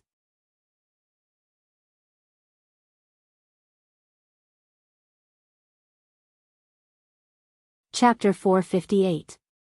Ever since the end of the Second War of Independence, the United States had never been baptized by the flames of war. It could not be helped. After all, the United States was the only superpower in the world today. Their tyrannical military strength gave the United States great confidence. Therefore, they had always been the ones to behave atrociously in other people's territory. Now, how could they tolerate others to behave atrociously in their territory? Therefore, the moment the Special Operations Team was destroyed, the Department of Homeland Security and the National Guard had already organized and sent a large group of people to the front line. The American Army needed to gather, but Changhua did not need to. While he was waiting for the other party's reinforcements to arrive, Changhua was so bored that he started to wander around the town's market. About 20 minutes later, the first batch of National Guard arrived at the scene. The American Army first alienated the local townspeople through the broadcast. Then, they started to persuade Changhua to surrender. At this time, Changhua could already understand English. However, he ignored all these words and did not take them to heart at all. It was just a low-level technological civilization. Could they really hurt him? Changhua had already seen the power of the 5.56mm bullet. This kind of attack that was like scratching an itch also caused Changhua's judgment of the threat of the Tianshu ruins to drop by several levels. Therefore, Changhua could not help but feel a little arrogant. He even hoped that the other party could give him a little surprise. However, he did not expect that this surprise would come so quickly. Changhua had greatly underestimated the lethality of a technological civilization. Therefore, he did not prepare any defense at all. After waiting for the townspeople to evacuate and there was no response after 3 rounds of shouting, the American Army officially launched an attack on Changhua. Swoosh! Following a loud and ear-piercing sonic boom, an anti-tank missile hit the shop Changhua was in. The surrounding shops also instantly turned into a sea of fire in this explosion. The bullet could not penetrate Changhua's protective chi, but the anti-tank missile was different. In his carelessness, Changhua was sent flying by the anti-tank missile. If it weren't for the fact that he still had a defensive magic treasure on him, he was afraid that he would have suffered heavy injuries on the spot because of this. The dust raised by the collapse of the house made Changhua look a little dusty. After a brief moment of shock, Changhua was completely enraged. How infuriating! This was the first time Changhua had been so angry. On one hand, it was because he had almost been injured by the missile. On the other hand, it was because Yi Ji was lying on the cloud-piercing shuttle and laughing at him. Changhua could not tolerate losing face in front of Yi Ji, so he immediately flew out from the ruins of the shop. Then, he suddenly pulled out a 3-foot-long sword box from his sleeve and threw it into the air. Speaking of which, it was strange. After this sword box was thrown into the air by Changhua, it actually floated quietly in the air. When the battle command saw that Changhua flew into the air again as if nothing had happened, they decisively ordered the soldiers to launch another attack. This time, the American Army was not trying to test the waters, so they launched a round of artillery fire.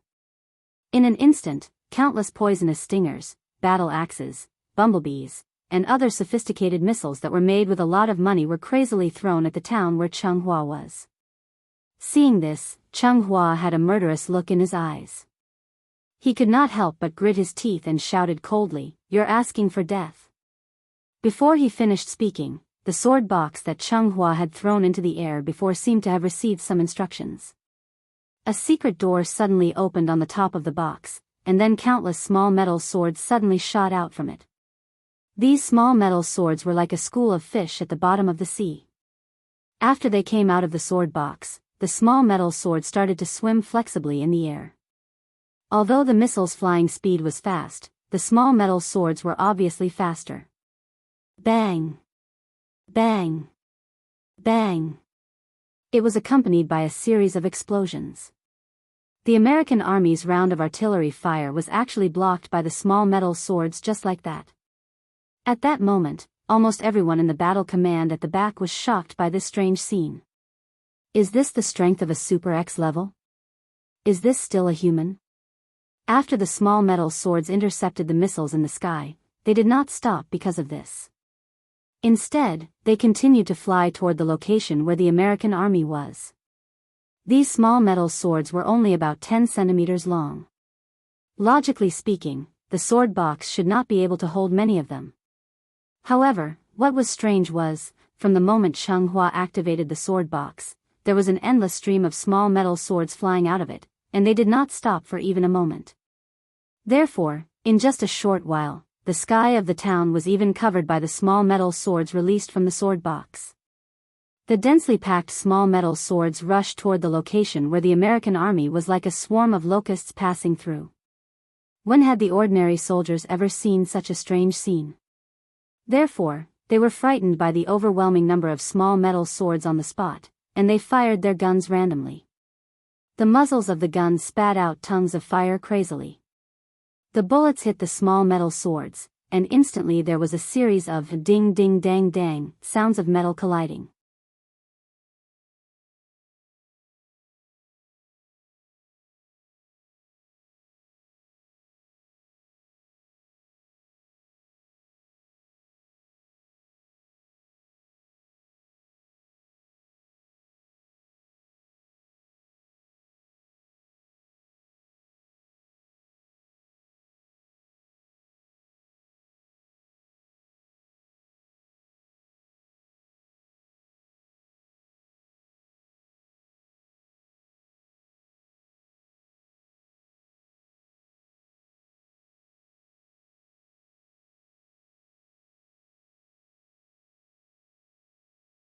If it weren't for the fact that Cheng Hua had a defensive magic treasure on him, which reduced the majority of Qin Shueching's strength, Cheng Hua would have been slapped into the ground by Qin Shueching.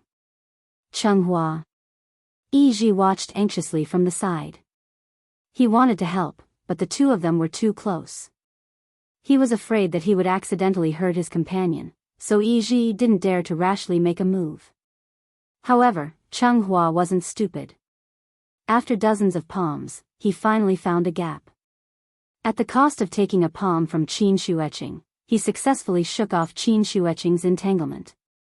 This time, Cheng Hua finally learned to be smart. When he saw that Qin Shueching still wanted to go forward, he darted back to Yi Ji's side and hurriedly took out his sword case from his summer mustard seed bag. Cheng Hua, be careful. This woman's technique is very strange. It seems like she likes to fight in close quarters. As he said that, Yi Ji also took out his magic treasure. Hearing that, Cheng Hua's face was full of anger and hatred as he said, I know. I almost fell into her trap just now. Don't interfere first. Let me deal with her. Cheng Hua's magic treasure was the sword case in his hand. The case was 3 feet long and yellow all over. The tail was inlaid with a group of charred black ornaments, so it was called Phoenix Perch Scorched Tail. It was a 9th grade spirit treasure and was really rare. Once the Phoenix Perch Scorched Tail case was in his hand, the battle flames in Cheng Hua's heart immediately burned fiercely. Don't look at how Qin Shueching's palm technique made him unable to fight back at all. In reality, Cheng Hua didn't suffer any substantial damage at all. After all, Qin Shueching's current moves were figured out by herself. Now that she was still at the stage of deliberation, how powerful could they be? It was like a boorish man with nothing but brute strength. So even if Qin Shueching had an extraordinary accumulation of vital essence, she still couldn't fully utilize the power of this vital essence. After a bout of fruitless fighting, Qin Shueching clearly understood her disadvantage. Therefore, she didn't want to give Cheng Hua any chance to catch his breath and directly rushed over again. But this time, Cheng Hua, who was already prepared, directly threw out the sword case in his hand. Different from Chen Shi's all swords in one, the small metal swords in the Phoenix Perch Scorched Tail case were all real objects. Each of the small metal swords could freely attack under the guidance of Cheng Hua's divine telekinesis. The sword case was the mother sword, and the small swords were the child swords. The child swords were kept in the mother sword and constantly nourished, while the small swords were infinite. And this was the so-called hidden swords in the case. Of course, with Cheng Hua's current cultivation, he actually couldn't control all the child swords in the sword case as he wished. But this was already enough. Attack.